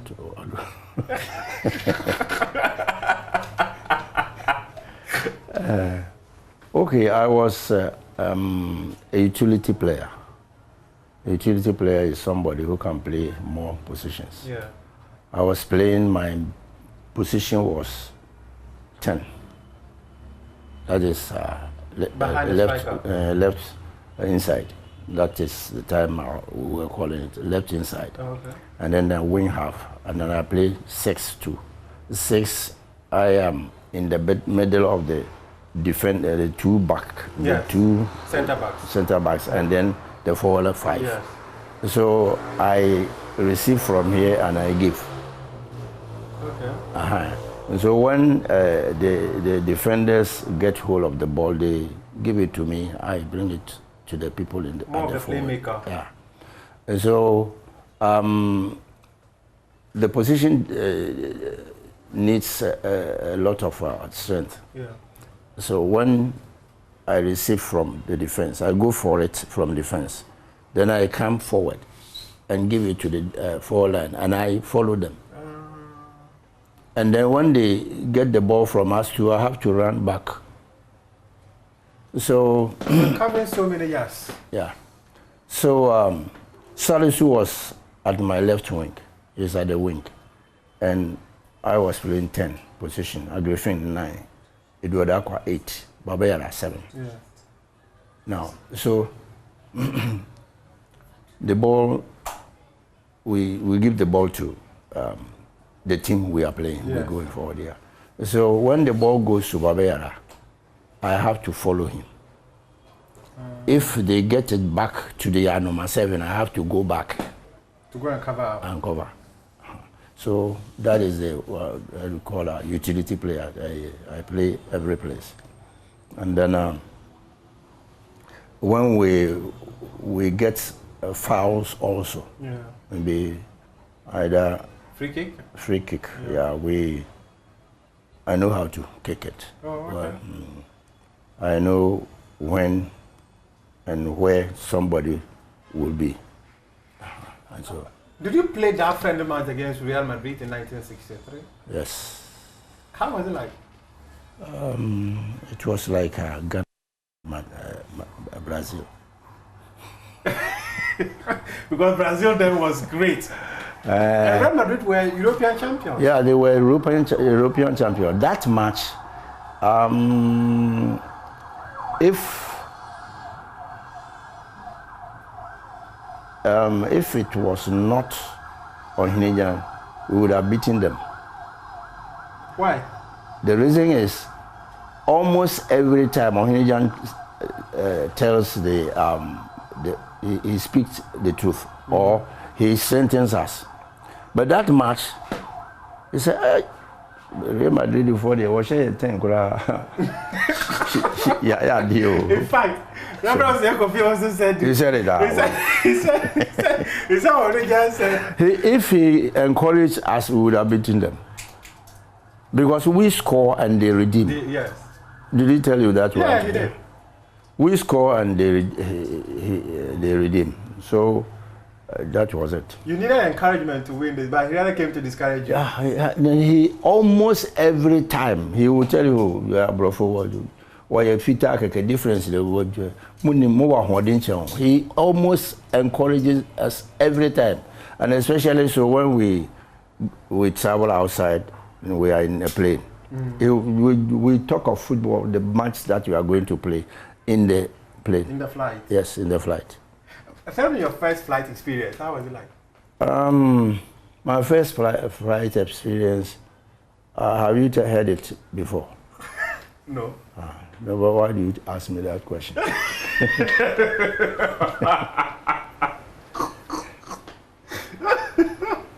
We were preparing to go for a match. Ohinijan came. Now, when he comes, sometimes he comes with certain people, elderly and doctors. Yes. And they will tell you a lot of you and yourself. Ohinijan said, somebody, I can't remember his name, he said that, one, you should know that your father has not boarded plane before. Your father. Okay, your father has not boarded plane before. And so... Your mother too has not boarded plane before. So you are a wonderful person. In Ghana, you are one of the best people. You're the most high people. With him, for him, he is... he's Ohinijan, so he's in the class. No, it's Kwame Nkrumah is telling okay. So you have to do well. Everybody is behind you. For me, I do my work and you to go to play. So that is the reason why I'm telling you that some of your people, they haven't traveled with plane before. So you are big. Yeah. So you have to do well. That was his advice to us.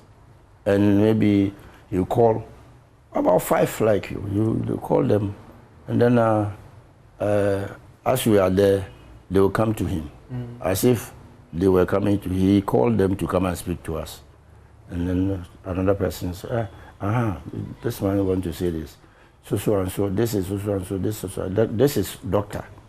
This is a lawyer. This is so and so. They will talk, and then the doctors will tell us what we shouldn't do. Oh, okay. What we shouldn't do when we are footballers. So they advise us, and so they say, when you go, do well, so don't fear, so and so. They will talk to us and we'll go. And the pressmen, or some of them will also come and talk to us. And so when we go to the field, we actually do we could do most of what they tell us. Yeah, and then such a person, such a people, and one person is telling us, for these people, if you beat us 5, we have done well. So we became feared a bit. We feared. Yeah, you are afraid. Yeah. And then I think our coach, CK James, said that, move team on. And then we started with new. What was the result? 3-3. 3-3, yeah. Reverend also mentioned it.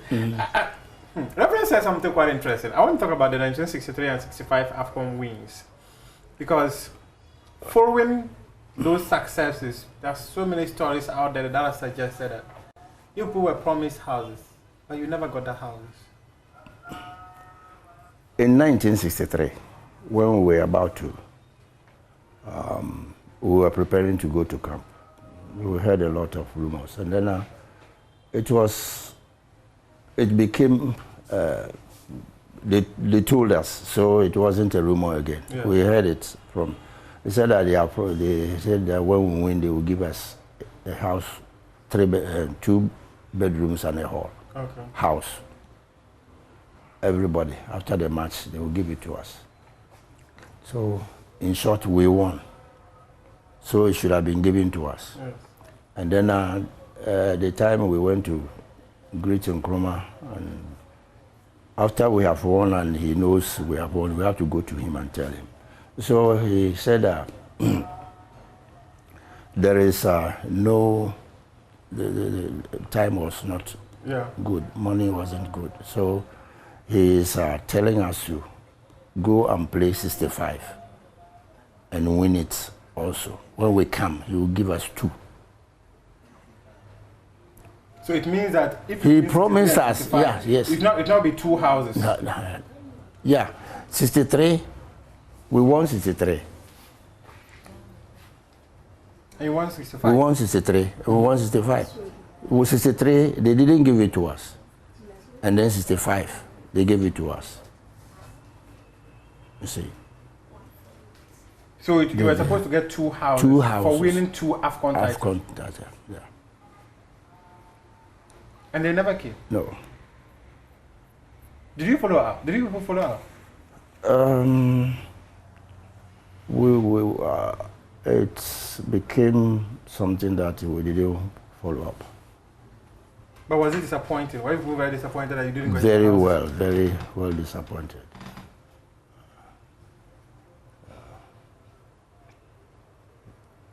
Because people often say that you've sacrificed so much. You were promised houses. The state, because the leader of the state was the man who made the promises. So and even in his absence, you still could have gotten your houses. So.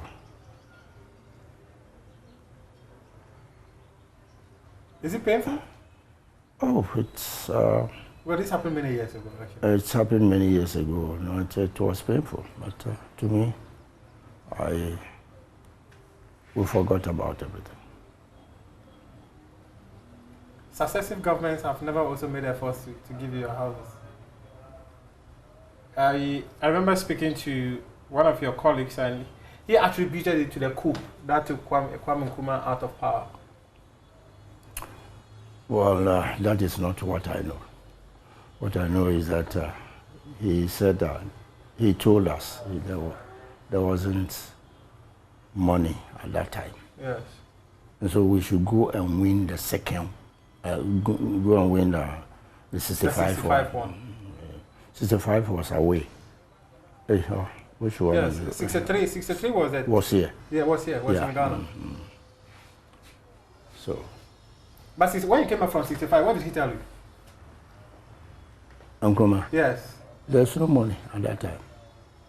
That's 63, no money. 65? No, 65. No, 65. We left it with the top people. Because when they go to come, they said we should wait. So.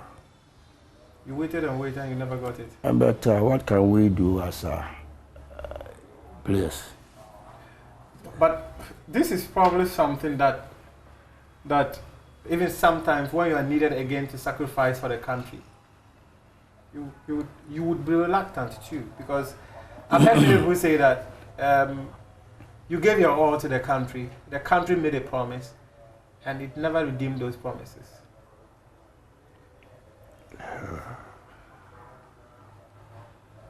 We had to take it like that. That is it. I can imagine the disappointment of not getting those houses. But Reverend, I want to graduate the conversation up a bit and talk about your club football, right? Or even before your club football. In your footballing journey, what would you describe as your highest moment of being a footballer?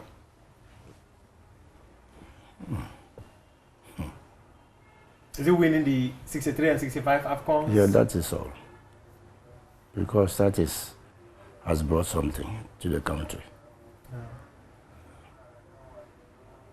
What about your challenging moment? Which one would you say is your challenging moment? Challenging moment.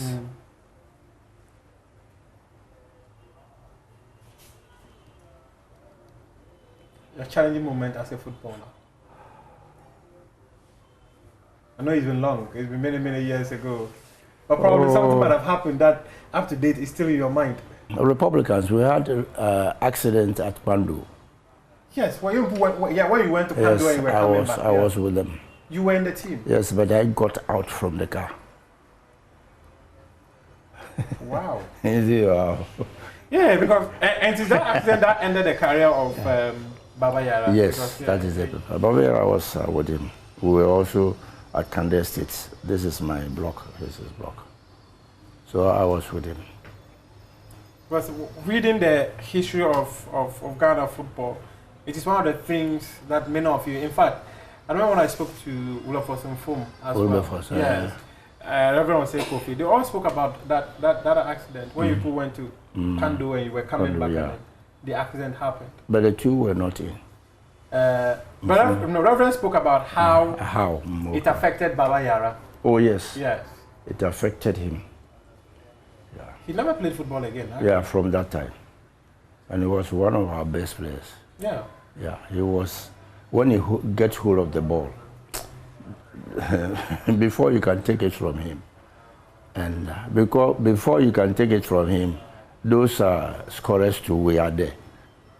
So he had given it to us already. You already sent it forward to the scorers to score.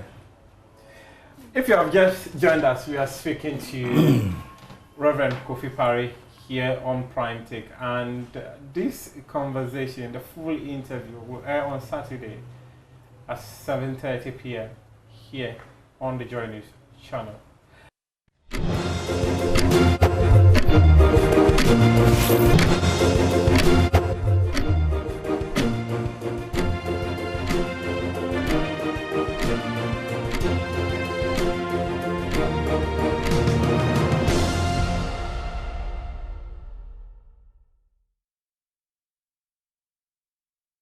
Across Ghana's 16 regions, you're watching the AM show, and right now we're getting into our big story segment. And we want to look at the first 3 major ministerial nominations that have been made by the President to Parliament, with many jostling for positions. Can President John Dramani Mahama keep the promise of a lean government with the 60 ministers, even as he is inundated with thousands of CVs? Kojo, where do we take the story? I mean, we'll delve into, all that is making rounds in terms of who and who wants to become, ministers. But again, you look at the nominations that he's done, and then you can do a projection into what we do expect. But, I mean, the minority in Parliament is also on the heels of government to say that you're doing these appointments in what they describe as tot. Yeah. I don't know if you know tot. When you go to the drinking bar, there's a small bottle there, so they think shots, that... right? Shots, as you know. And they feel that, no, you had some 1 month to prepare, you have to come in with it. So ask the people who really understand. Yeah. I mean, here's the president at fault here. There's no standard which talks about how a president should do his appointment, right? So ask them to go into it. And then, aside that, there's also an issue about the code of conduct of these public officials, right? It's been in the discussion for some time. We are told that it is resting at the presidency. Where is it? Now that we are appointing new ministers and new government officials and new public officials, we should get that particular document that is going to tell them how the republic is going to watch how you conduct yourself, or how you are expected to conduct yourself as a public official. Okay. We need to discuss that. Let's talk to let's bring in our panelists, our guests this morning, because there's a plethora of issues that we'll get into. Joining us via Zoom is Dr. John Osai Kwapong. He is a CDD fellow, and of course, Dr. Kwame Asan Asante. He is the head for the Center of European Studies at the University of Ghana. Gentlemen, thank you so much for joining us on the show. Having us. And good morning for having us. Yeah. Great. Good morning. Thank you so much. So I think we want to start from your initial remarks on those 3 appointments that have been made so far to the Energy Ministry, the Finance Ministry, and of course, the Ministry of Justice. Let me start with you, Dr. John Osai Kwapong. What do you make of those 3 appointments? We know that minority are, chastising, should I say, that it's tots, but it's come What do you make of it? Yeah, good morning once again. Well, as you know, there's no formula for how a president decides to roll out, his appointees. And so if he wants to, release the names of the persons he's appointing to his government in batches of 2, 3, 4, I think it's the prerogative of the president to do that. Of the 3 appointees, the one whose work or public engagement I have followed very closely is the Honorable John Jinapor. I tend to religiously watch him whenever he was paired with Honorable Ejapa Mesa on Good Morning Ghana. I always found his insights very refreshing. I think he has a good understanding of the energy sector, the challenges facing the sector, and how you address and overcome some of those challenges facing the sector. And so, again, for me, the president has made a very good choice.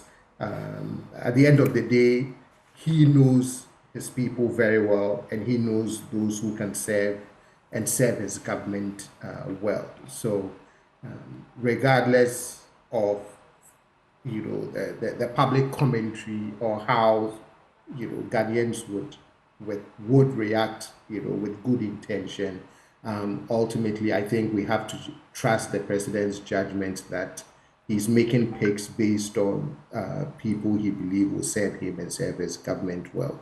The 2 others, I haven't really followed their work that closely. But as I said, I'm sure the president has every good reason for why he's picking these individuals to serve in these key positions in his government. Okay. Maybe, Doc, these 3 people were deputy ministers during John Mahama's first term as president. Do you think the president is probably promoting people who deputized during his first term, looking at the experience they've gained over the years and haven't been in Parliament for the last 8 years, and to say that, well, I think that you do now are matured enough to head these ministries that you were deputizing in my first term? Yeah, I would agree with that assertion, that after 8 years, he's looking at them and saying to himself, I can trust you to hold the substantive position, not just as a deputy, but as the minister for that sector or for that ministry. I'm sure that is part of the president's decision-making calculus. Dr. Kwame Asante, let's get your initial thoughts as well. I mean, from all the commentary that I've been pouring in so far, there's nothing about, whether or not these 3 gentlemen are qualified for the position. But in terms of Dr. Kessel Atuforsen, there was, some comments I saw about what he had over Setekwe, because people were actually thinking that Setekwe would be the one to be nominated as Minister for Finance. But over to you, your initial remarks on these 3 ministerial appointments. Yeah, when it comes to ministerial appointment, people would wish that other people, instead of what the president has appointed, should be the case. So it is to be expected. But you see, ministerial appointment is based on a number of principles. One is the issue of what competence is first and foremost. Even though there are scholars who believe that is loyalty and all that, they have their view, I have my view. I disagree. Because I hold a simple view, and my simple view is that you are not appointing people because they are loyal to you, because they are your friends, your pals, or your cronies, but that you want resource. And if you are resource-oriented, competence is number 1. And so, against that backdrop, you can understand the thinking of the president in nominating these 3 people. Let's start with Kessel Atuforsen. Look at this background. Incredible background. Very brilliant person. He has gone through the mill in terms of academic credentials. A tax scholar, an economist from Oxford University, and then Kwame Nkrumah University of Science and Technology with all that. And over the years, we have seen him working seriously at Parliament and leading the charge in terms of economic engagement and all that. If you look at his public, engagements and all that, he's been fantastic. And you'll recall that when they were going to prosecute their electioneering agenda, Asiedin Ketia made it known when they were, doing the reshuffle in Parliament, Asiedin Ketia made it known that they are putting such leadership position into office for the simple reason that the election is going to be fought on the grounds of economics, and Ato Forsen is the man on the beat. So Ato Forsen, we have seen him in his parliamentary engagement where he has been virtually the spokesman in terms of economic activities. That aside, remember he was a deputy minister. So he's he's familiar with the terrain of the finance ministry and what goes in there. He's very much aware of the lingering challenges that confront this country relative to economics. And then issue of taxation, he always talk about that. And remember, take it or leave it, we need taxes to survive. And he has superior knowledge in that regard. Issue of finance, he is very critical. So I have no doubt in my mind that he is the best choice for the work. Let's look at Dr. Ayini, fantastic scholar by all standards. He worked under Marita Brew as a Deputy Attorney General and Minister for Justice. And he acquitted himself so well with the work that he did. And if you look at his parliamentary engagements, he has been nothing but an astute scholar, a practitioner, and he really understands the game that are embedded in the work as Minister for Justice. He's very much experienced, both in theory and in practice. Remember, before this time, he was teaching in the university as a scholar and acquitted himself very well. And then he was, before this time, a practitioner of the law. So he's very much known to the two worlds relative to the law practice, experience and theory and practice. Remember that theory without practice is empty, and practice without theory is blind. He has the two worlds. So I believe that putting them together, he's going to work and work well. We must also bear in mind that he's familiar with that territory. So he's not new to that job, except that the party is taking him to another level, which I have no doubt in my mind that he will be able to expectation. Let's look at Jinapo, a fantastic scholar in that area. He has all the credentials. And what is more interesting about him is his public engagement in the area. He demonstrates superior knowledge of the subject matter. And for me, what is more refreshing is that he has a background in economics that ties up into what he's doing. And he also has the two worlds, the theoretical world, the practical world. So all in all, these three appointments, I believe that it will serve the state very well. And Jinapo, I have no doubt in my mind that he is able to articulate his views clearly. He's able to explain the issues to us well. Sometimes it's not just the knowledge that you have and that you have that experience, but also your ability to engage stakeholders, engage the public, articulate the position of government clearly, bring the distinction in you. So I think that all in all, these three appointments are nothing but an apt description of what an appointment ought to be. Right. And Doc, let me just add that one word that we've used a lot to describe the comeback of Mahama is legacy. And some of the NDC communicators used to say that, Mahama is here for legacy, and you can tell from the kind of people he will appoint. Rich background, of course, and the expertise is there. And do you get the sense that this appointment sets the pace for the work of legacy that is ahead of John Dramani Mahama? In terms of the choice of, There is no doubt in my mind that Mahama is fighting for nothing but legacy. he is the only politician in Ghana that has gone through all the things, the positions you can think of. An MP, then a minister, then a vice president, a president, and a president. Not even Nkrumah has gone through this. So he has a wealth of experience. Having gone through all this, what does he want to show? He wants to leave his work, because politics comprise of two things: ideas and legacy. The contents of what ideas and referendum of your work. What work would the world remember you with if you are out of the political plane? And I'm sure that's the last national service you want to do for this country. So he has no choice than to leave something monumental. And this time around, I'm sure he can do it. If you look at even when he was in office, the kind of records that he left, amazing record. He's going to take it to another level. And that is what we are seeing with this type of appointment. Remember the earlier one that he threw in relative to those who are going to manage the security in the interim. You saw them, very experienced people who know the ABC of the security and all that. So you realize that at the back of his mind, he's looking for something big.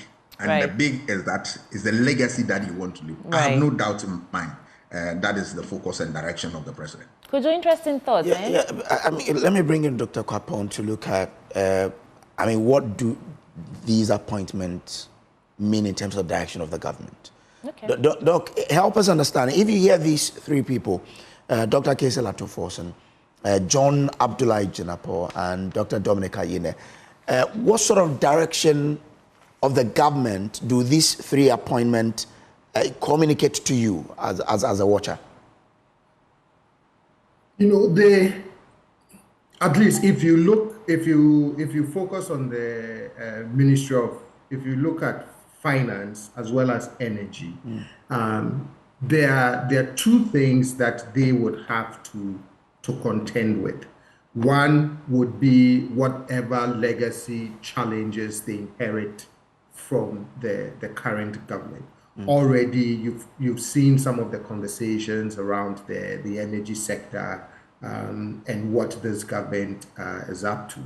So you need the kind of persons in these roles that you have all the confidence in, that one, they can help you manage and deal with whatever legacy issues, challenges that you'll be inheriting from your predecessor.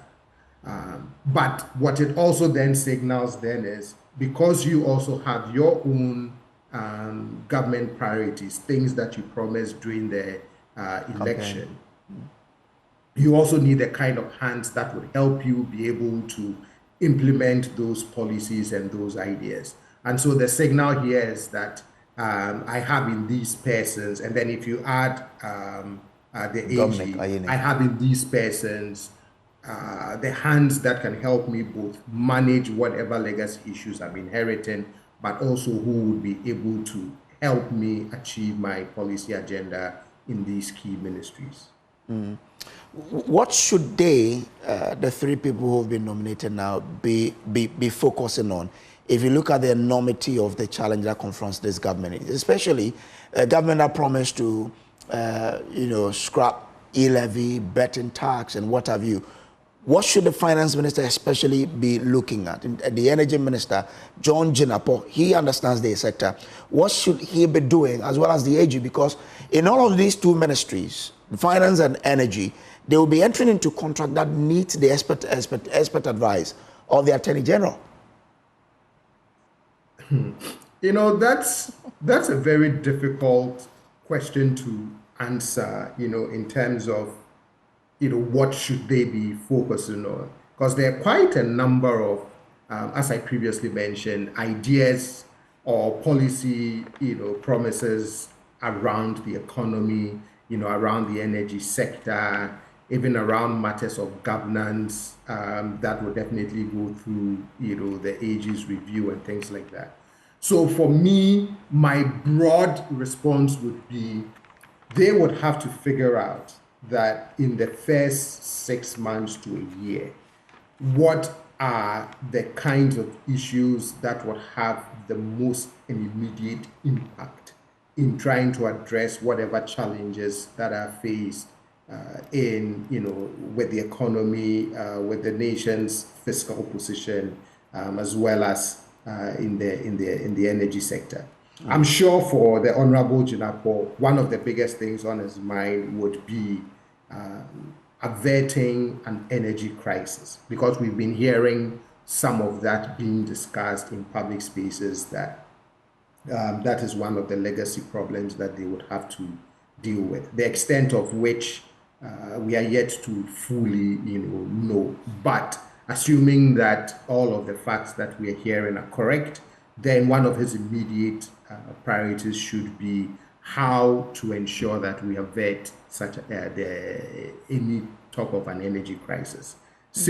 And he would have to work closely then with the finance ministry, because if part of that challenge is a money issue, then how does the Ministry of Finance position the government in such a way that it would be able to respond to whatever fiscal challenges? There's been conversations also about the IMF program, right? And whether the government would be interested in working or at least seeking some form of a renegotiation. So I'm sure that would occupy Dr. Atuforsen's attention and energies. Not forgetting some of the major taxes that were promised during the campaign that they will be repealed, the COVID-19 levy, the e-levy as well. Those two, if you repeal them, have major consequences for our fiscal position and the expected revenue that government was going to generate from these two sources. One of the things that I said during the campaign was that it's okay to promise repeal of certain fiscal or tax handles, but you have to find a way to offset them.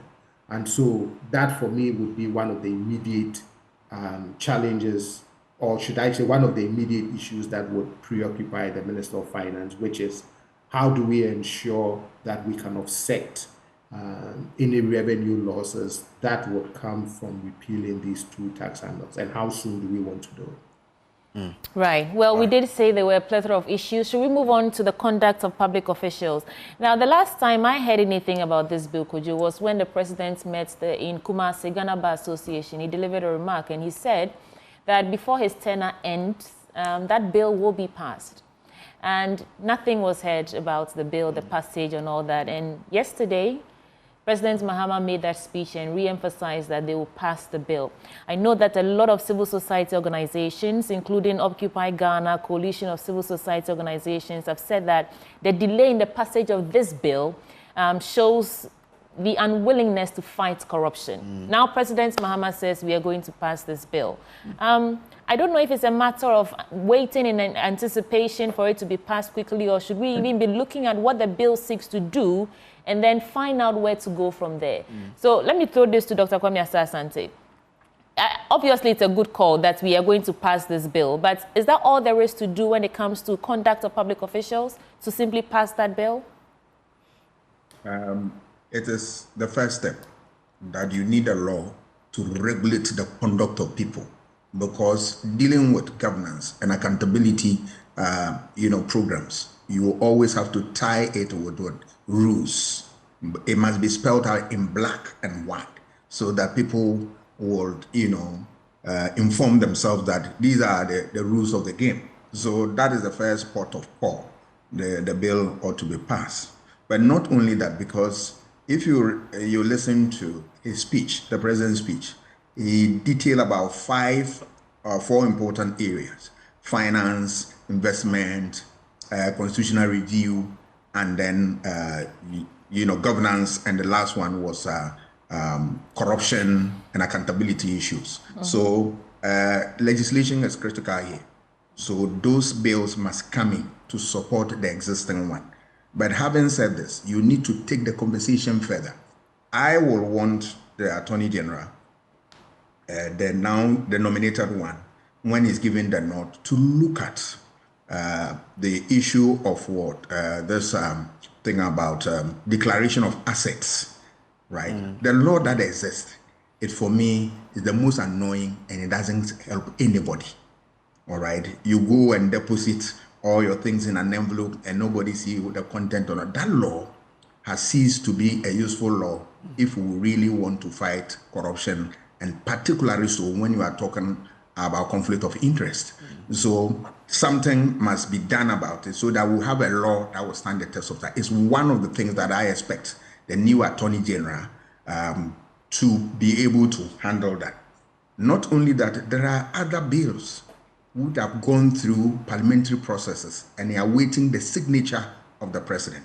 It is important for the new incoming Attorney General, who is a lawyer of what?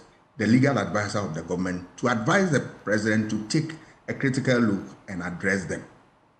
That also must tie in with the issue of constitutional review, which was one of the campaign promises of John Mahama. And that, yes, so the Attorney General should be able to help the president so that the conversation on this must start. Stakeholder engagement and all that. Yesterday, the report, the executive summary was presented and we had a discussion all over and all that. This must be brought to a sharp focus, and the Attorney General must facilitate this one so that you get the necessary input and the necessary action. When you get all the rules set, then you are in a better position to enforce the rules. And enforcement, you cannot achieve any of these things when you don't enforce the rules. And that you should be able to support the enforcement agencies with not only the rules, but resources to work with. And that also send me to the realms of autoforcing. That for you to be able to achieve your dreams and aspirations, after having passed all the laws and all that, there must be the need to enforce those rules. And you enforce with resources, both human and material. What are the resources that you are going to? So that must budget and all that. He must address his mind to that. And still with autoforcing, I expect him to look at the taxes, which some of them Dr. Osai Kwapong has touched on beautifully. We want to look at the taxes. For me, if you want to abolish e-levy, it is a no for me. Okay. The best you can do is to reduce the incidence of taxation, the burden, all right? Because these are the hanging fruits that you can lay hands on and all that. Remember, we have lived with this 1% burden, and we are moving on. Even there are other nuisance taxes that we are bearing. But this taxation, I think that the best the government can do, even though they promise to abolish, you can start by gradually reducing the burden so that from 1% it can come a little down. Then you bring in a lot of people so that you rake in a lot of resources. Remember that you can never build any capacity of the state without the need to generate your own resources and move on. And that ties in what innovative ways to create internally generated funds to support the effort. It's not every day that we have a cap in hand, globe-trotting, looking for resources to support our core. And that sent me to the area of mining. If you look at the fact that just within the first quarter of last year, small-scale mining gave us $2.2 billion, then I believe that we must put in more effort. Sanitize the system, give license to people, let them conduct the business the way it ought to be done. And that will save our environment, will save our water bodies, will save our lives. And then we'll get employment. Because that sector alone, within that first quarter, was able to employ 1 million young people. So if you make it with a full program, you can imagine the number of people you can employ and the resources you can generate. We are in IMF looking for $3 billion. But let me also moving into other areas of finance. Doc, I guess that especially we'll get there, but let's bring in Dr. Osai Kwapong on this same code of conduct bill. Doc, this has been at the presidency, we understand, for quite some time now. Should a new government just pick it from the presidency and forward it to Parliament, or they should take their time, go through it and see what needs to be changed before it's then, sent to Parliament?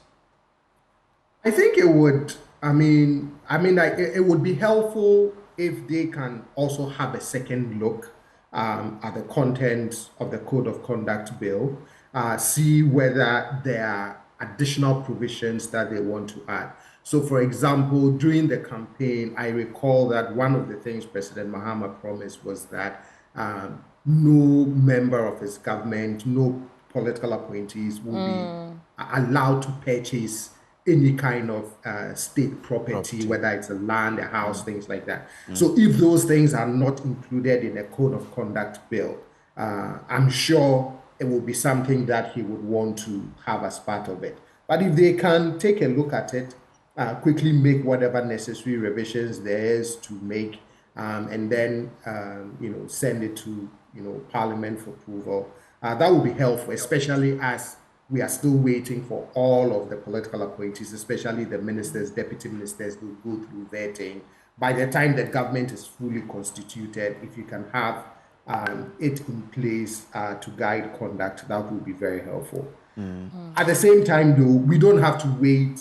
We don't have to necessarily wait for the bill for the president to reinforce his message to his appointees that, look, there is a certain conduct that I'm expecting as you begin your tenure in my administration, right?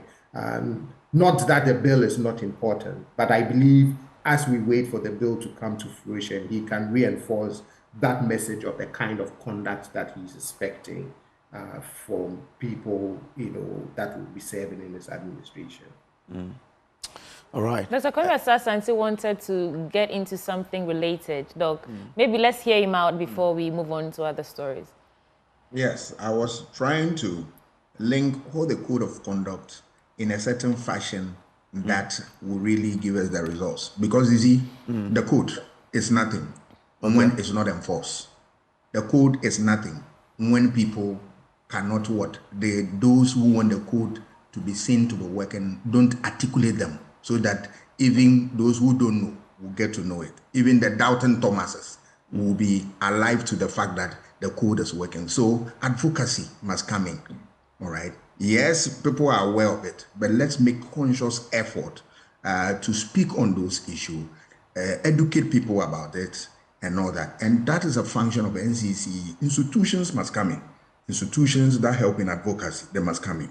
The media must come in and all that. And then how do we get it done? You have to enforce it. And how do you enforce it? Enforce it through resources and through personnel.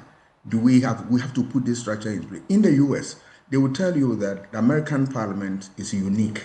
And you ask yourself, how can American Parliament is unique? It's unique in the sense that when they pass a law, they go out there to inspect whether the law works. Is that the kind of things we want to do here relative to the code of conduct? That yes, it is passed, but can our parliament also take the conversation a notch further and see that the law works? Or do we have a body that makes sure that it works? Because you can pass all the beautiful codes, but when enforcement is not done, when there is no conscious effort to see that it's working, then you come back to square one. So sometimes you realize that logistics to drive home these programs will be non-existent. And above all, we need, the president can have all the good intentions, but if at the end of the day, he cannot discipline people who cross the line, I'm afraid we'll come back to square one.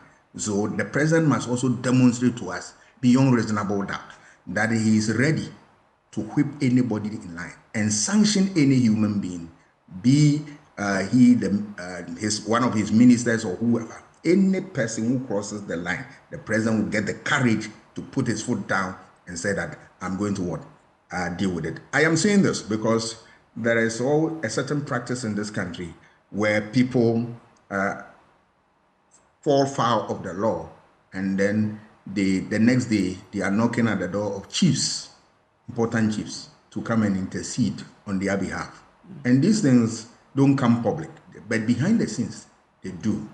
As the president, the capacity to tell those chiefs who come in there, as it were, to intercede on their behalf that please let the law work. We need a president who should have that courage. I believe, I have no doubt in my mind that John Mahama can do that, but he must be able to do this if we want the code to really work. I'm particularly excited, Kojo, in fact, because this bill, we've been talking about it since 2008, but the 2022 one, which is the current one in waiting, will deal with reforms in declaration of assets, liabilities. And I like that Dr. Kwame Asasante introduced the word conflict of interest, because last year, most of the issues, controversies, in fact, case in point, that sale of 60% of stake in those 4 hotels to Brian Champon's hotel and all that, it was conflict of interest. I think that beyond the bill, we should look at a systemic or an intentional approach to changing the mindset of public officials.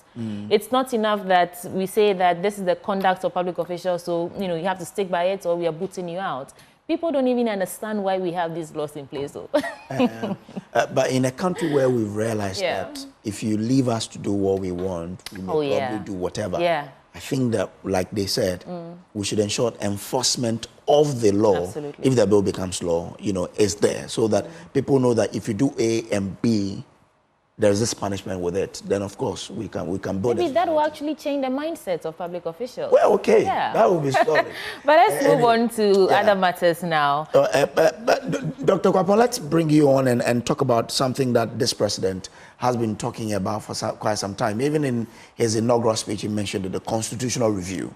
We know this has been on the drawing board for some time now.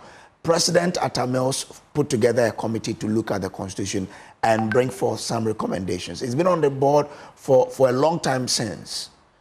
This government or president is promising of doing something. What's your expectation? So, I do expect that, having made commitment to it, and now that there's a report ready, that efforts would be made to really take a look at some of the things that are being proposed and see the ones that feasibly can be done and can be enacted. I know that as part of the campaign, he also promised some major things. For example, doing away with this whole idea of ex gratia, which would mean that you would have to take a look at Article 71 and what are the best ways in which you can modify that article to be able to fulfill such a campaign promise. I know that the general sentiment, at least whenever you follow conversations about the Constitution in public spaces, we tend to blame governance challenges and issues a lot on the Constitution. I mean, there's been even some voices who have said, well, we need a new Constitution. I come from a different disposition when it comes to constitutional review and how often or how quickly you want to tamper with the Constitution. But I believe that where there needs to be some changes or some issues fixed to restore, or should I say, to strengthen the confidence that we have, in our Constitution, it will be very helpful for the president to do that. Okay. Dr. Asasante,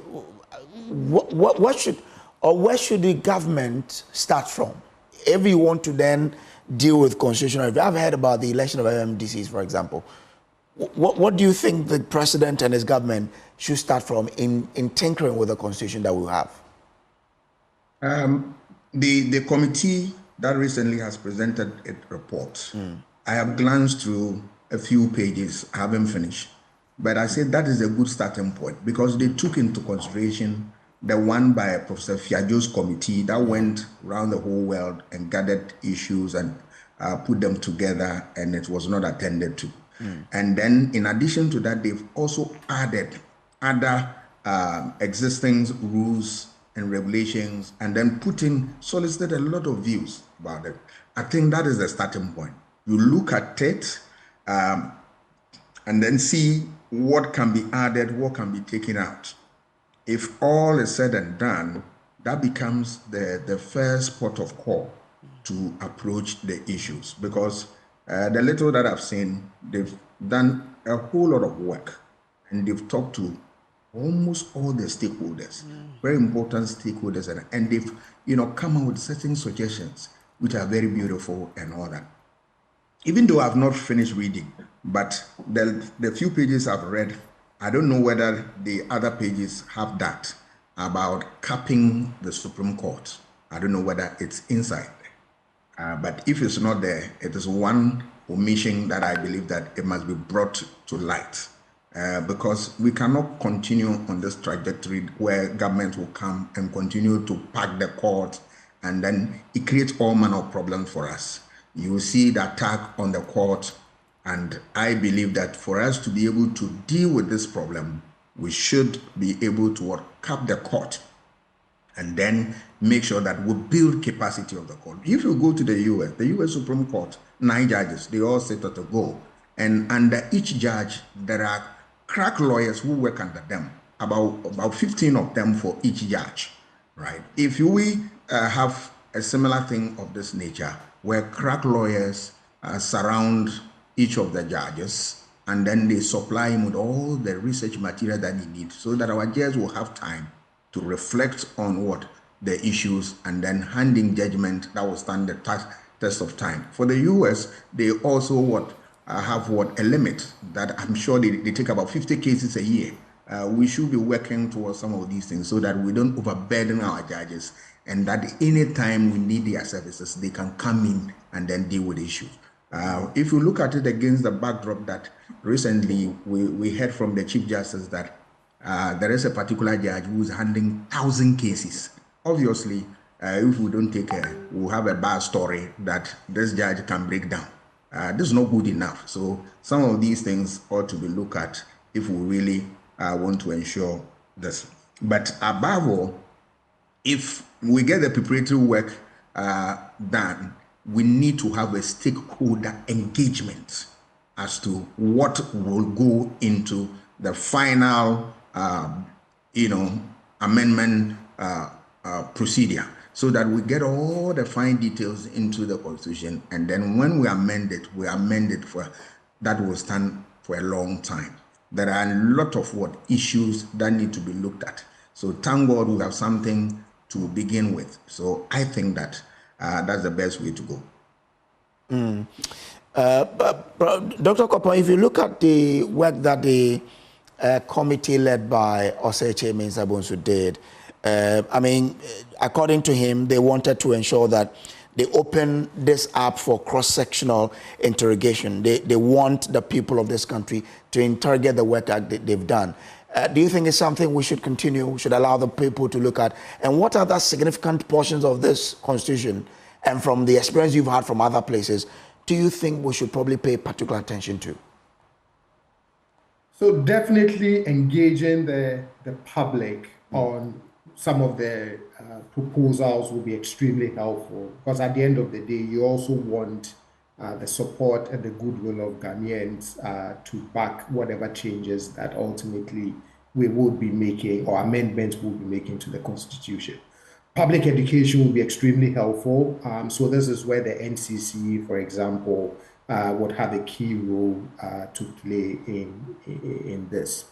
For me, I've always said that one of the areas that I would like to see changed is a clean separation between the executive and the legislature, right?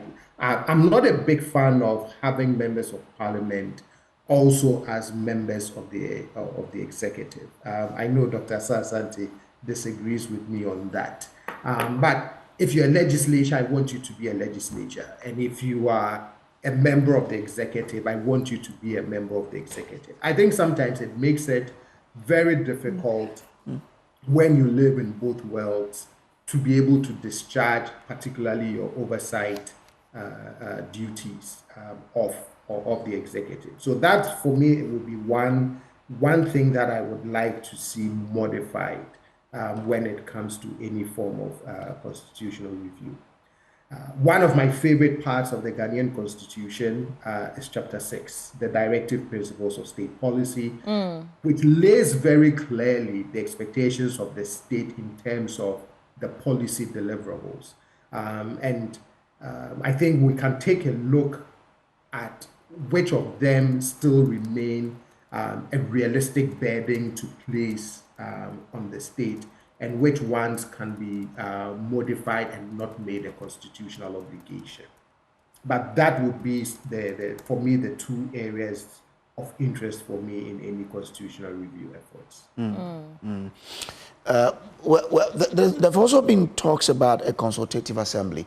I don't know whether or not a consultation with the public deals with it, or we have to have specific consultative assembly to look at an aspect of this review. Dr. Asante, if you can take that for me. Yeah, I think we need a consultative assembly, a body with people with skills and certain important areas of knowledge and expertise to come and look at it critically, right? And then after which we can do that one even side by side. We have the public engagement and all that, and then the body also look at it and then dot the I's, cross the T's, so that at the end of the day, when public engagement have been done and then they are all been factored into the work of the consultative assembly, whatever churn out and now has to be approved by the people, it becomes something beautiful. But if I take the conversation further, one of the areas in the Constitution that I want something to be done about it, recently the Supreme Court touched on it, that is the ruling, partisan, role of chiefs in politics. You saw the Supreme Court ruling. Yeah. The Supreme Court came out with a ruling, but that ruling, with respect, I believe that it is inadequate because there is no sanction. But of course, the Supreme Court cannot sanction. So they finished their bet. The state must take the conversation a notch further by providing sanctions. Because as at the state we have in now, when a chief flouts these rules, what happens? Nothing. So yes, the court has given its ruling. It has finished its job. But sanction regime must accompany this so that any chief who flouts this, there is a punishment for it. Otherwise, we are back to square one. And we remember the revered position of our chiefs. So interference in partisan politics will create a problem. And if we want to deal with this problem, there must accompany what? The sanction regime that the court can stand on and sanction any chief who crosses the line. Well, but really, as you spoke about we revere our chiefs. And even if you look at what is happening now, we have laws that prohibit certain actions. But when some people are found at the wrong side of the law, we tend to approach it with, as we say, a human face. Do we really believe that the law, as in the law, will deal with this, as you say? If that is the position, then let's forget about this business of democracy. Okay. Because then some people are more equal than others. But we are talking about equality before the law, which has two components. Each individual is equal before the law. That is equality principle. And then due process, that whatever decision you take must reflect the position of the law. So if some people are going to be excluded and giving preferential treatment, then we are back to state of nature.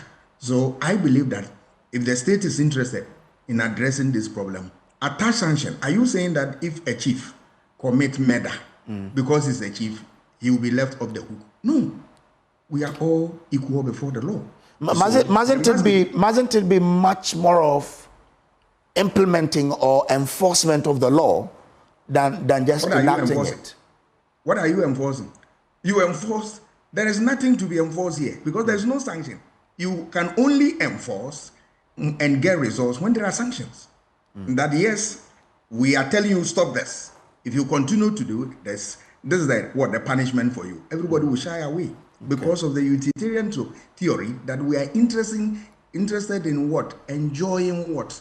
Our pleasure than what? We maximize our pleasure and minimize pain. Nobody will cross the line. The chiefs, with all due respect, they are not above the laws. So when they go wrong, we must what? Sanction them. That's it. So that everybody, let me use the youth language, will look sharp. Dr. Osai Kwapo, where does the the review of how we nominate, appoint MMDCs sits in the constitutional review. Because recently we know that the president has revoked the appointment of all MMDCEs, and the argument really has been whether or not we should elect them into office. But where does it sit in the constitutional review? Because it's the constitution that mandates the president to appoint these people. How do we reconcile that? I mean, there is public appetite for electing these individuals. And so definitely it will require some constitutional amendment to ensure that that comes to life. I know the disagreement the last time under the previous administration, efforts were being made at that, was over whether it should be a partisan election or a non-partisan election. And at the last minute, whatever agreement both sides thought they had on the issue fell apart. Hopefully, the conversation will be resurrected. Hopefully, they would, give it a second try and be able to build some consensus around, not just the election part of it. Because I think there's agreement, and even among the public, there's also agreement on that. It is whether we elect them on a partisan or a non-partisan basis that we've been seeing some major disagreements over there. Those who are opposed to a partisan election argue that we don't want to extend the NDC, NPP issues, tensions, challenges to the local level. Governments, yeah. But whenever you look at some of these district assembly elections, right, some way, somehow, the people can also tell you who is NDC and who is NPP, even though they're supposed to be non-partisan. But hopefully we can move towards electing them so we don't go through the cycle of replacement and removals once there's turnover, if that is what the public have issues with. But Doc, is that the key to our quest to solve the problems of inefficiencies at the local government level? Election of MMDCs. Is that really what will solve the problems? I believe it would go a long way to addressing some of these local issues, because then you have a directly elected local government official responsible to the people at the local level who elected him or her, as opposed to the person feeling more accountable to the person who appointed them. I mean, I get surprised that when you look at the Afrobarometer report, for example, on the question of trust, there's very low trust in local government, which surprises me because that is the smallest unit of government, also closest to the people, right? And yet, if something must be done or if people need something at the local level, they always look to what I call Accra, right? They have to wait for Accra to come and, sanction a market. They have to wait for Accra, to come and build a public toilet, for example. I think you can empower these local governments to be able to do more than just that.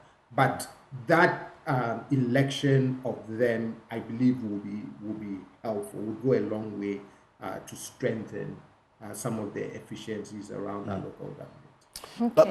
But Doc, whether it should be partisan or not, must that not be left to the citizenry to decide? Organize a referendum and put it to us, whether we want it to be partisan or non-partisan, and then we take the decision. I agree. And that's where, that agreement fell apart under the previous administration, right? Which is, can we have an agreement and then subject it to a public referendum? Let the people decide whether they want a partisan election or a non-partisan election. Well, let's look at some of the fallouts, still, after election 2024. There are some people, alleged NDC thugs, who are seizing, ransacking some state institutions. There's also the EC and recollation issues still ongoing. But I want to start from the seizure of state properties and whether or not these thugs can be brought under control. I listened to Patricia PJ, the Deputy Speaker, minority leader, calling on the president actually to bring this under control. And the story is on myjoyonline.com. Minorities demanding immediate action from Mahama to halt these attacks. And the recent one, actually, is Electrochem. Some people have ransacked Electrochem offices, and it's really bad. I'm curious to know what you make of it, Dr. Kwame Asah-Asante. And they're saying that is because, well, your government is out of power now. Yeah, buying a so that mentality is just not very pleasing sometimes when I hear these comments. But over to you. There is a certain culture that political parties have introduced into the political space, and that is how far it has brought us, where party faithful, the youth in certain political parties, when they win power. And here I want to lay the blame squarely at the doorstep of the dominant two political parties, NDC and MPP, where they've encouraged these things for a very long time. And we as a society, I've told you some time ago, and I'll continue to repeat, as soon as we are getting to election, we are worried about even the little problems that we can do. We are so worried. As soon as we are out of the election, we'll forget about it. These are some of the things that did not start yesterday. It started a long time. We have only been building on, right? And I believe that crime is crime. It doesn't matter the color that you are wearing. So if we approach it, that democracy is driven by what? Rule of law. That whoever is at the wrong side of the law must be what? Apprehended and then subjected to what? The justice system of the country. It's a very simple matter.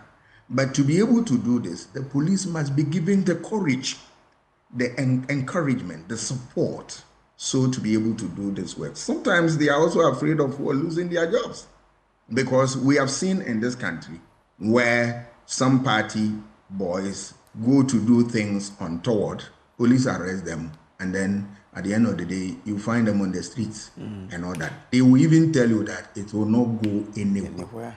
We've seen that. So these people who are doing that, they are nothing but criminal elements who must be arrested, prosecuted, and justice served. Because there's no point. If you want to take a decision that your party has won election, beautiful. The good news is that your party has won election. They are in power. They are in control. So yours, is it a parallel enforcement body? Or there is a legitimate government in place, which is armed with the power. The coercive apparatus are in the hands of the president, using them when the need arises. So what they are doing, is it to augment the effort of the president and his team, or is a parallel enforcement body they are fine? No, it can be. As soon as there's a legitimate government, it's in charge of giving all the government all the resources and the power to do what it's supposed to do. What they are doing is nothing but an aberration. So they must be, called to book straight away. Right. They should not spare them at all, because the more you leave them, they become emboldened, and then they do more. And then you set bad precedent for future election successes. Those who win will also want to emulate what we are discarding now and then take us to another level. This must end. And how do we get it end? Those people who are destroying state property must be arrested. Because read the Constitution. It said every individual, you are under duty to protect public property and then fight corruption. It's your duty. It's a basic call by the Constitution on individuals in this Constitution, in this country, that you are of you have very important duty. You have that duty to protect public property, and you are destroying. I saw destroying of public buses, and I thought that the car was at the workshop, and then fitters were working on it.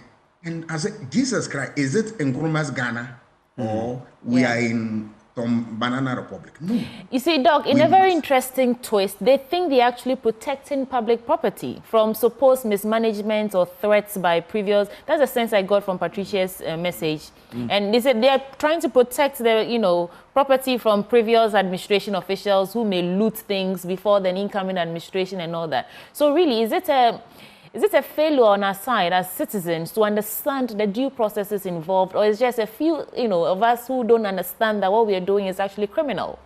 These people think that they're... They are just having a field day because you are protecting state property. Yeah. Is that your duty? You are usurping the powers of the state. Usurpation of the power. The state has the power to use force when its authority is challenged. The state is giving the power to what? Enforce law and order.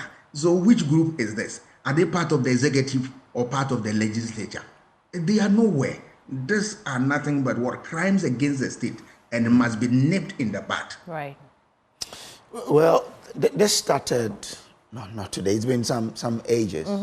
But like Dr. Kwame Asante say, the two major political parties have watched on for this to happen. Dr. Kapon, really, are we beyond finding a solution to this? And if there should ever be a solution, what must it be? It's still a law enforcement issue. You're correct. There seemed to be this unspoken rule, right, that once there's party turnover, everything must turn over.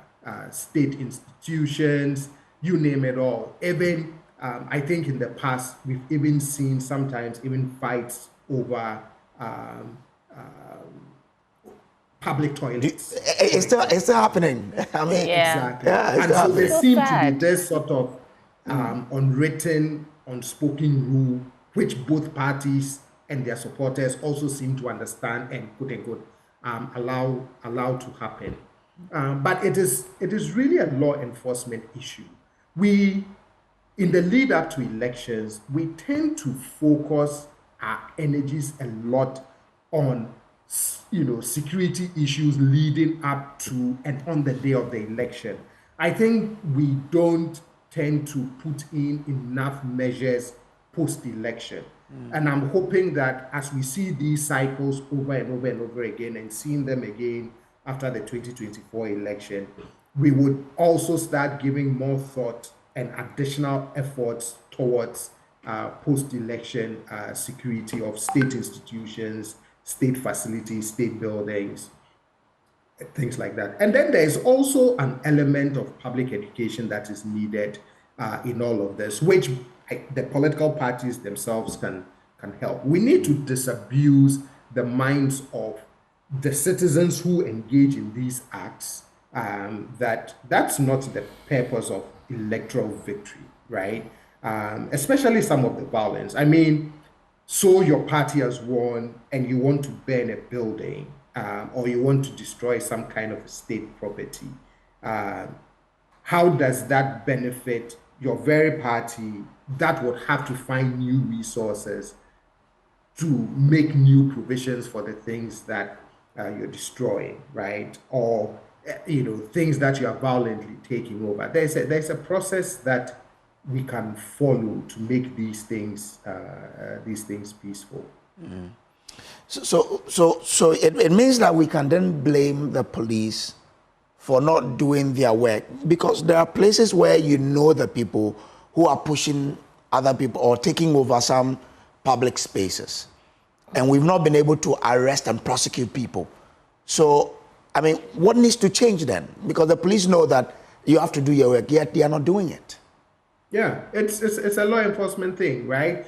And if you can enforce the law and make and punish the perpetrators of such acts, hopefully they would serve as a deterrent to others who may want to engage in such conduct. But I can't overemphasize the fact that this really boils down to law enforcement. It's the only way you can check this unfortunate conduct.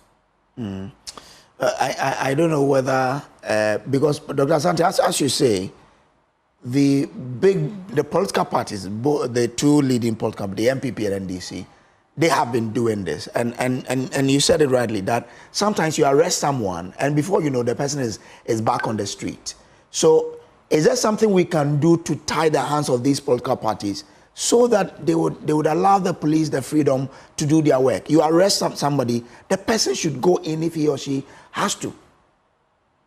Yeah, all that we have to do is that we continue to talk. But if they don't listen, we teach them a lesson at the pool. That is all there is to it. Okay. That we make it a campaign issue that, look, during your tenure, you fail to do ABC, for which reason you are going to suffer punishment. One or two, they will be alert, and then they follow the process. Because, you see, all this while, this problem has been there. But every time we take it another level, another level. My worry is that if we don't tackle it head on, a time will come, we will not have the opportunity to tackle it anymore. Is that what we are looking for? No. Let us, when we advise, we give wise counsel to political actors and they do act, we have political sovereignty. The power is in our hands to change them when we have the slightest opportunity to do that. December 7th, every 4 years. That is where you show them the door. Next time, when you talk to them, they will listen. That is all. Talking about going to the polls, do you still want to probe this matter? Because I think that brings us to the very last lap. Because I wanted to ask, and the two of you, any of you can take it. If the police is probably overwhelmed by the post-election security, must we find a way to integrate the military after every election to ensure that these things do not happen? Oh, the police, I'm not sure. They have the capacity to deal with any internal crisis, right? So for now, let us hasten slowly without bringing soldiers in there. We can make the best out of what the civilian authority using the police to handle this. If we strengthen their hand, and the political actors will take their hands off them for them to work. So once they get that assurance and it is put into practice, and then they do their work, I'm afraid that I can tell you, Ghana police, they can maintain law and order rigidly like what exists in other jurisdictions. You recall a time when a police officer was murdered and was buried under a certain building in the 90s, right? The police moved in and got the perpetrators and dealt with them. If we arm the police, I can assure you, they will do the needful. All right. Yes, I agree. I agree with Dr. Sasanti. The police is capable of doing this. Okay. Okay. I thought there was more coming from you. I wanted to go to Ablekuma North because they still haven't been able to conclude on who is parliamentary MP-elect. I know the NPP's Ekwefie is claiming victory, and she says she's going to fight till the end because she knows she has won. Victor, being the returning officer, has resigned. He says this is too much for him. He's not coming back. And what I want to find out from Dr. Kwame Asasante, are you surprised, disappointed, or nonchalant that it's from 7 December 2024, today is the 10th of January 2025, and we haven't concluded on these election disputes and, you know, parliamentary elections and all these issues coming up, because we are still getting some scuffles, you know, at collation centers. How does all of this make you feel? I am not surprised, because you see, if you are a watcher of the electoral space, the pre-election phase, the election phase, the post-election, right? Each of the phases is so difficult. So difficulties can come, particularly so when you are talking about conflict. Conflict is not easy to handle. Disagreement, I mean, it's not easy. And here we are talking about what? Conflict that extend to what? Power acquisition. Remember, power is the ability to induce obedience. So once you have it, it's enough resources to turn things around. So nobody wants to leave it to chance. And that's what we are seeing. But the good news is that you have an appropriate forum, which is the court, to deal with this. So once they struggle, they shout, and I am not worried at all. Once you hit the court, the appropriate forum, the institutions there will resolve these things. So now it's at the institutional level. The EC is handling, if they are not able and the matter gets to the court will definitely terminate the process. That one we can be assured of that. But it gives us food for thought that the EC must know that the collation processes, there are problems with it. So that next time when we are going for election, they will look at it, they revise their notes, and then make sure that they sanitize the process and will get the best. Because the voting was smooth and all that, but the collation was trouble. And then we need to move up on it. I believe that there is nothing that we cannot work at. There's always a way out. Dr. Jonas Saikapon, what about you? Also because you a fellow of the CDD, what does this say about evolution in terms of democracy, and particularly to elections? Is this something that is just normal, happens, or we should actually take a closer look at it? I think we should. I regularly argue that Ghanaians have made their peace with democracy. We've bought into this idea of using elections regularly to choose our leaders. The collation part of our election shouldn't be the most, in my opinion, difficult or challenging, right? Because we've all voted at a particular polling station. We've publicly counted the votes. We've all agreed that person A got this number, that number. And at the collation phase, all we are doing, it sounds very simple, but really all we are doing at the collation stage is aggregating the results, putting everything together from all the polling stations and saying, this is the final tally.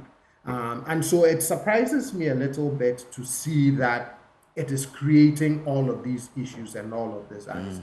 For me, then, the one thing we must focus on as we prepare, as we reflect on 2024 and prepare for the next election is, should the election management body, the EC, find issues with the collation, what is the appropriate forum to have that resolved?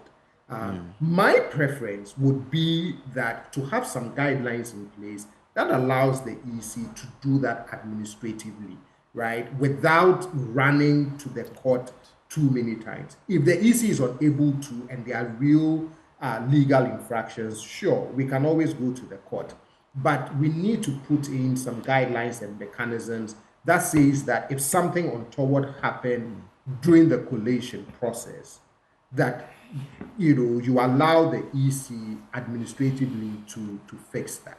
And hopefully we can come up with some good guidelines that would prevent this delay. As Sweetie said, you had the election on December 7th, and as of January 10th, we still can't finish collation for a constituency.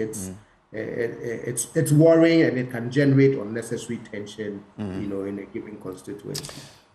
Well, I've been having a discussion with a group of people, and they tend to say that the media should help resolve this, that we were there, so we should also help in making our figures available. But the question is, can the media really help in resolving this? In what capacity? Dr. Zekwapo, if you can start for me, then I'll come to Dr. Asante. Apart from the media, reporting, what happened at these polling stations and collation centers, I'm not sure what else the media can really do to resolve this. The political parties, their agents are supposed to have, copies of, the poll results, pin sheets, collation sheets, all of that. So again, if we have all of that, why are we still unable to determine the winner of a given election? There are still issues about, some pink sheets are missed and some collation sheets are not available, all of that. And yes, the media can come in to help us verify some of these facts, report the truth of what happened or didn't happen and what are some of the issues. But beyond that, it is still up to the EC as the election management body to resolve this. But to resolve this, they also need the cooperation of the political parties to be able to do that. All right. So that Dr. No, let's take Dr. Kwame Asante's take on this. I'm curious to hear you out. Yeah. I believe that the media should not come in at all because one, they are not, they don't have capacity to be in the legal capacity. They don't. Unless, of course, we want to include them. But that one, I will find it even problematic. Because remember, the media houses are mostly, established by political actors, which they have some interest in there. So you will never know. It's just recent. Maybe the person was talking about Joy FM, like multimedia, which is quite known to be independent, fearless, and credible, to say that, well, you could come in here and buy and help us settle this? Who said that everybody accepts you? You accept that, so that's enough.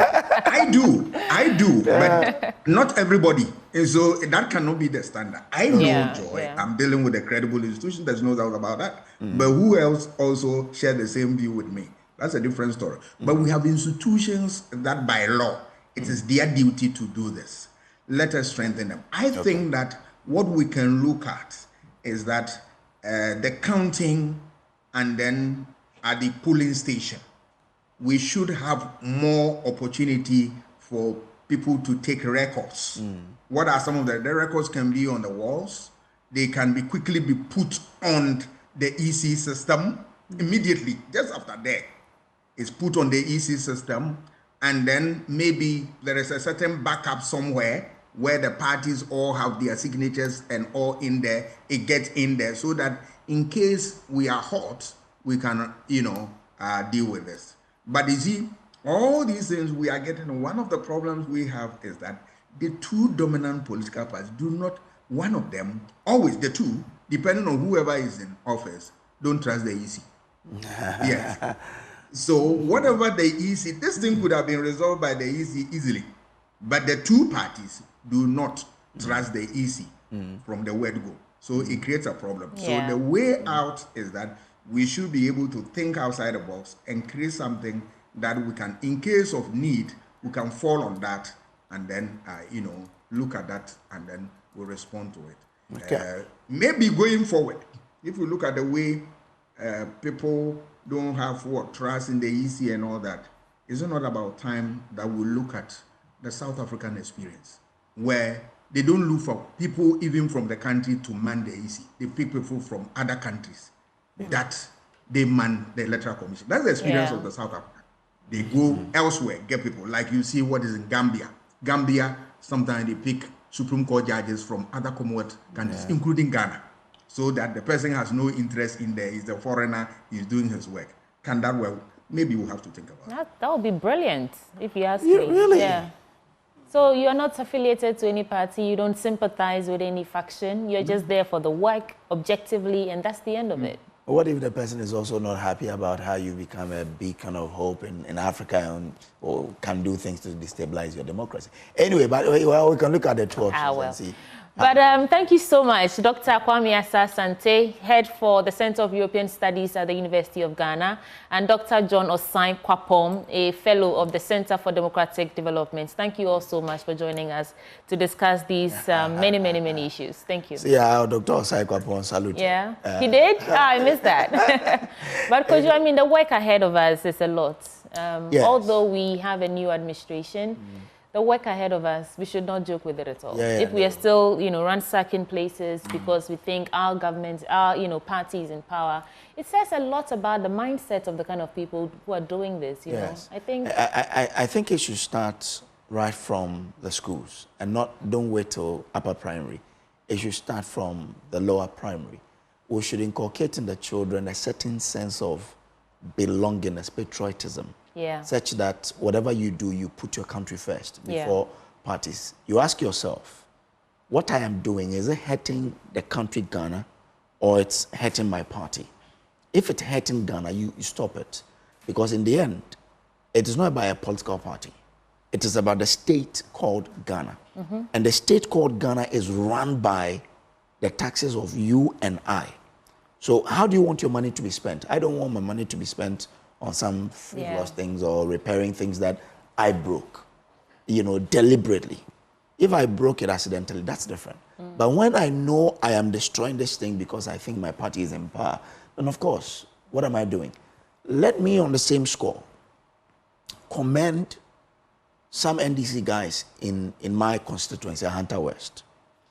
Because when I went there, I saw them, they had taken over a refuse dump in the community, Agran Kwanta. Before, the place was so dirty. The rubbish was just around the bin, so untidy. And in the news, whenever they bring you pictures of Hunter West, Agran Kwanta specifically, you would ask her, why does this happen? But They took over, then took away all the rubbish and filled the place with clay. Did it nicely because they used the drip machines. Okay. The drip has a lot of machines that you can use in doing this. Right. They filled it. The place was so clean, and put back the refuse dump again. Ensure that you don't put the refuse on. Yeah. So rather, instead of you breaking the things, do it cordially. So probably we can also acknowledge the MPP for agreeing that, okay, we are ceding to you. It's yours. Come for it. But they took it over and did it so beautifully. So instead of destroying it, they made it better from the way it was looking. So I think forward-thinking people. Yes, people should see it as, this is for Ghana. It's not about for me or for the party. And depending on how I do it, it inures to my benefit and the community as well. So I think this is the point where I want to call on the creative industry. Listen, at the core of agenda setting and, orientation, the sort of content we produce doesn't instill the sense of patriotism in you. If it's not witchcraft, if somebody has taken somebody's husband, and, the storyline is always very average. But when you watch the movies, content we consume from the West, they're very proud, and we are Americans, or we are what, And the story tells you how they put their heroes and how the country comes first.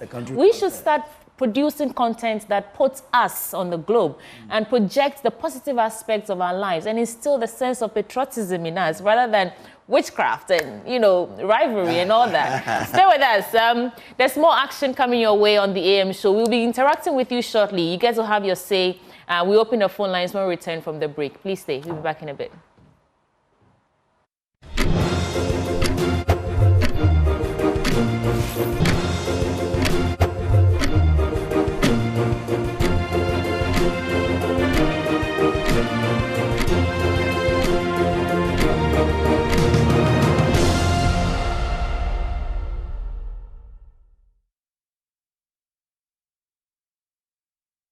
All right, so welcome back. This is still the AM show, the concluding part of the show.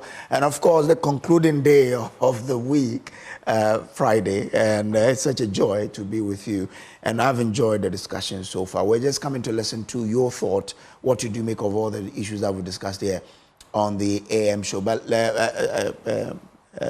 Sweetie, you forgot my name? You know what? In case you forget my name ever again, call me Mary Poppins. What does that mean? Okay. Mary Poppins is a character. One of those British films that I grew up watching. She's quite, dramatic and all that, yeah. My little sister called me Mary Poppins, and I think it sticks because, look at me popping all the time. But let me tell you about Sole Lagoon. Okay. What did he say? Why am I moving on? I was going to ask you something, but I'm told there's a call already. Yes. Let's engage. Kojo, you and I will get into the details of Mary Poppins. Hi, tell us your name and where you're calling from. Hello, I'm Paul Honorable Fatah, Richard. Please share your thoughts with us. And don't listen to us from your TV set. Listen to us directly on your phone. Good morning to you and good morning.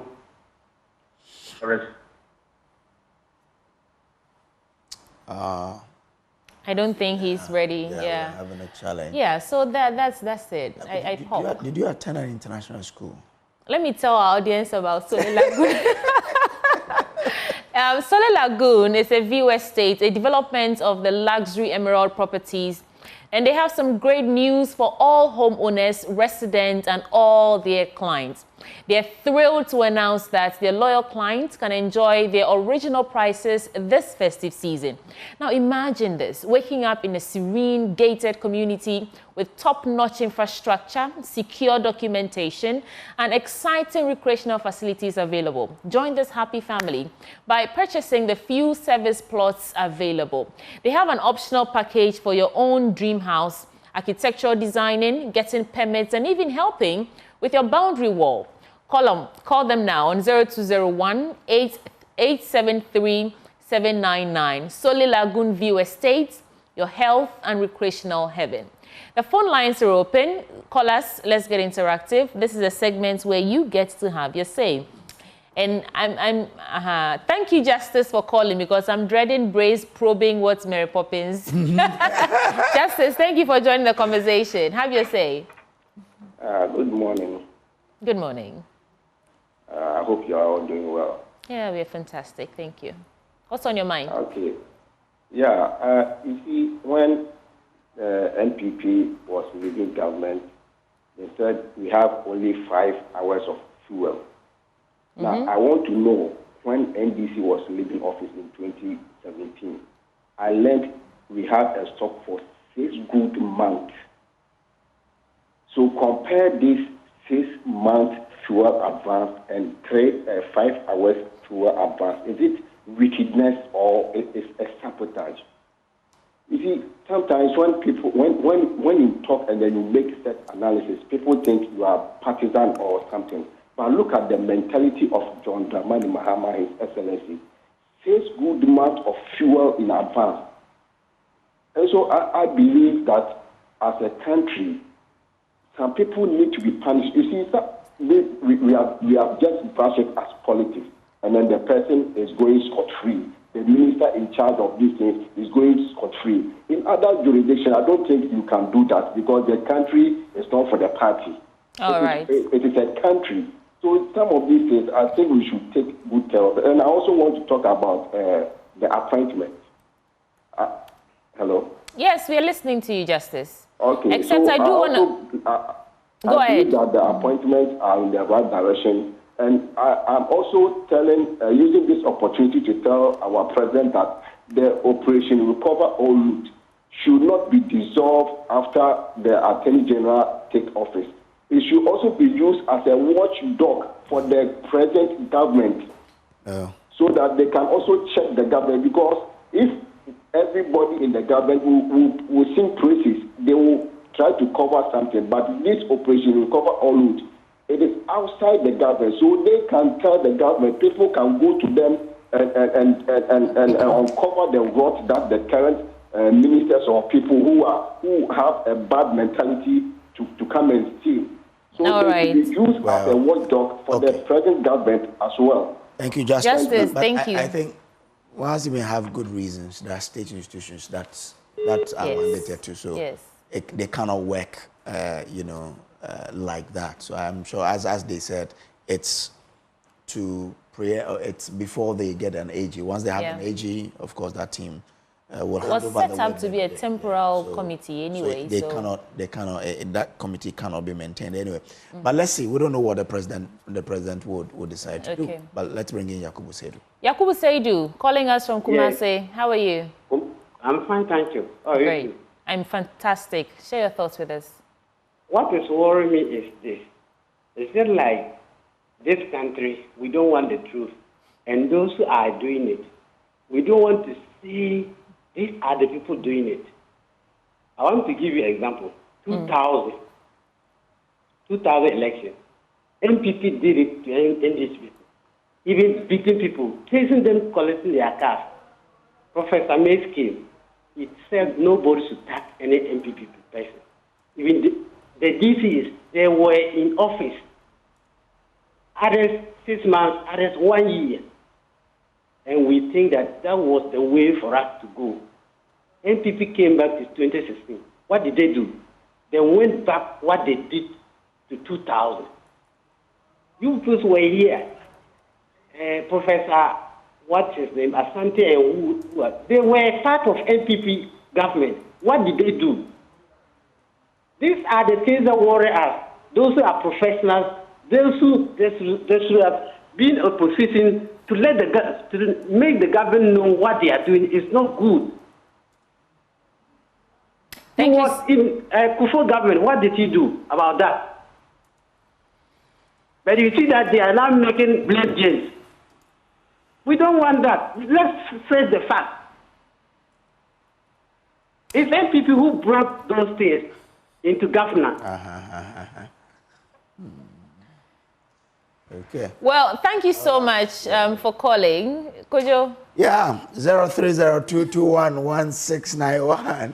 I mean, this is the point where they get to share their opinions with us. So I like to just hear you out without actually probing and trying to get into your thoughts too much. So call us on 0302211691. But sweetie, your hair still keeps, Ooh. I don't know. I can keep my eyes off it. Hair salad mode. What? hair, Salah mode. Salah, spell Salah. S-A-L-A. So just hair, like the Salah we chop. Hair Salah mode. Yeah, so hair Salah mode. I can find them on social media at hair Salah mode. In fact, if you don't want to stress, you can just get in touch with MFA Kosia Deti. I know you want to buy one for your wife, Kojo. Yeah, so MFA Deti, if you're watching us right now, Kojo needs to buy one of this hair style for his wife. Someone else is calling us from Tamale. Habib, good morning, and thanks for calling. What's on your mind? Yeah. My name is Habib from Tamale. Yes. And I can say that I'm a strong member of NDC. We have fought so hard to come to power. But there are certain things bothering me. Whether it's NPP or NDC, I think some of these things that happens when a new government takes over, in fact, it doesn't sit well. We need leadership in order to curtail all these behavior. Your mama can come out and say any party member who misbehaves should be arrested and prosecuted, and it will stop. I don't care whether you are NPP or NDC. We have a country to govern. Whether you are NPP or NDC, we go to the same market. There's another issue too, when your government is not in power, you are praying that for the next government to fail. That is wickedness. That's wickedness. Why will you be praying for something like that to happen? We are all in this country. Fuel prices we all buy fuel, we buy food. It's affecting everybody. So I think it starts with leadership. It starts with leadership. We should all pray for this government to succeed so that those buying dollar or working with dollar or using dollar to buy things or import things can import more and everybody will be happy. Prices of goods and services will come down. So that is what is on my mind right now. We need leadership. I'm a strong member of NDC in the North here, but we need leadership. I don't care whether it's NPP or NDC. The most important thing is that Ghana is for everybody, and everybody must not be. You shouldn't be in your country as a slave. In the morning you can't even eat. Some eat once a day, some twice, some is only God who is feeding them. Thank you very much. Thank you so much, Habib, for calling, giving us those thoughts, sharing them with us. Kojo, there's something on my mind I want to share with you and our audience. It's not an issue, but I think it's worth noting that the president's very first public appearance was at that 92nd, is it the Ahmadiyya meeting? You know, before elections, in fact, before it was campaign season, there was a conversation about the religious, divides. Whether Christians, Muslims. Oh, we have a caller. I'll continue the story after. Let's listen to Razak from the Ashanti region. Razak, what's on your mind? Okay. My contribution is about the free ethics. What I want to contribute is that about the region, maybe from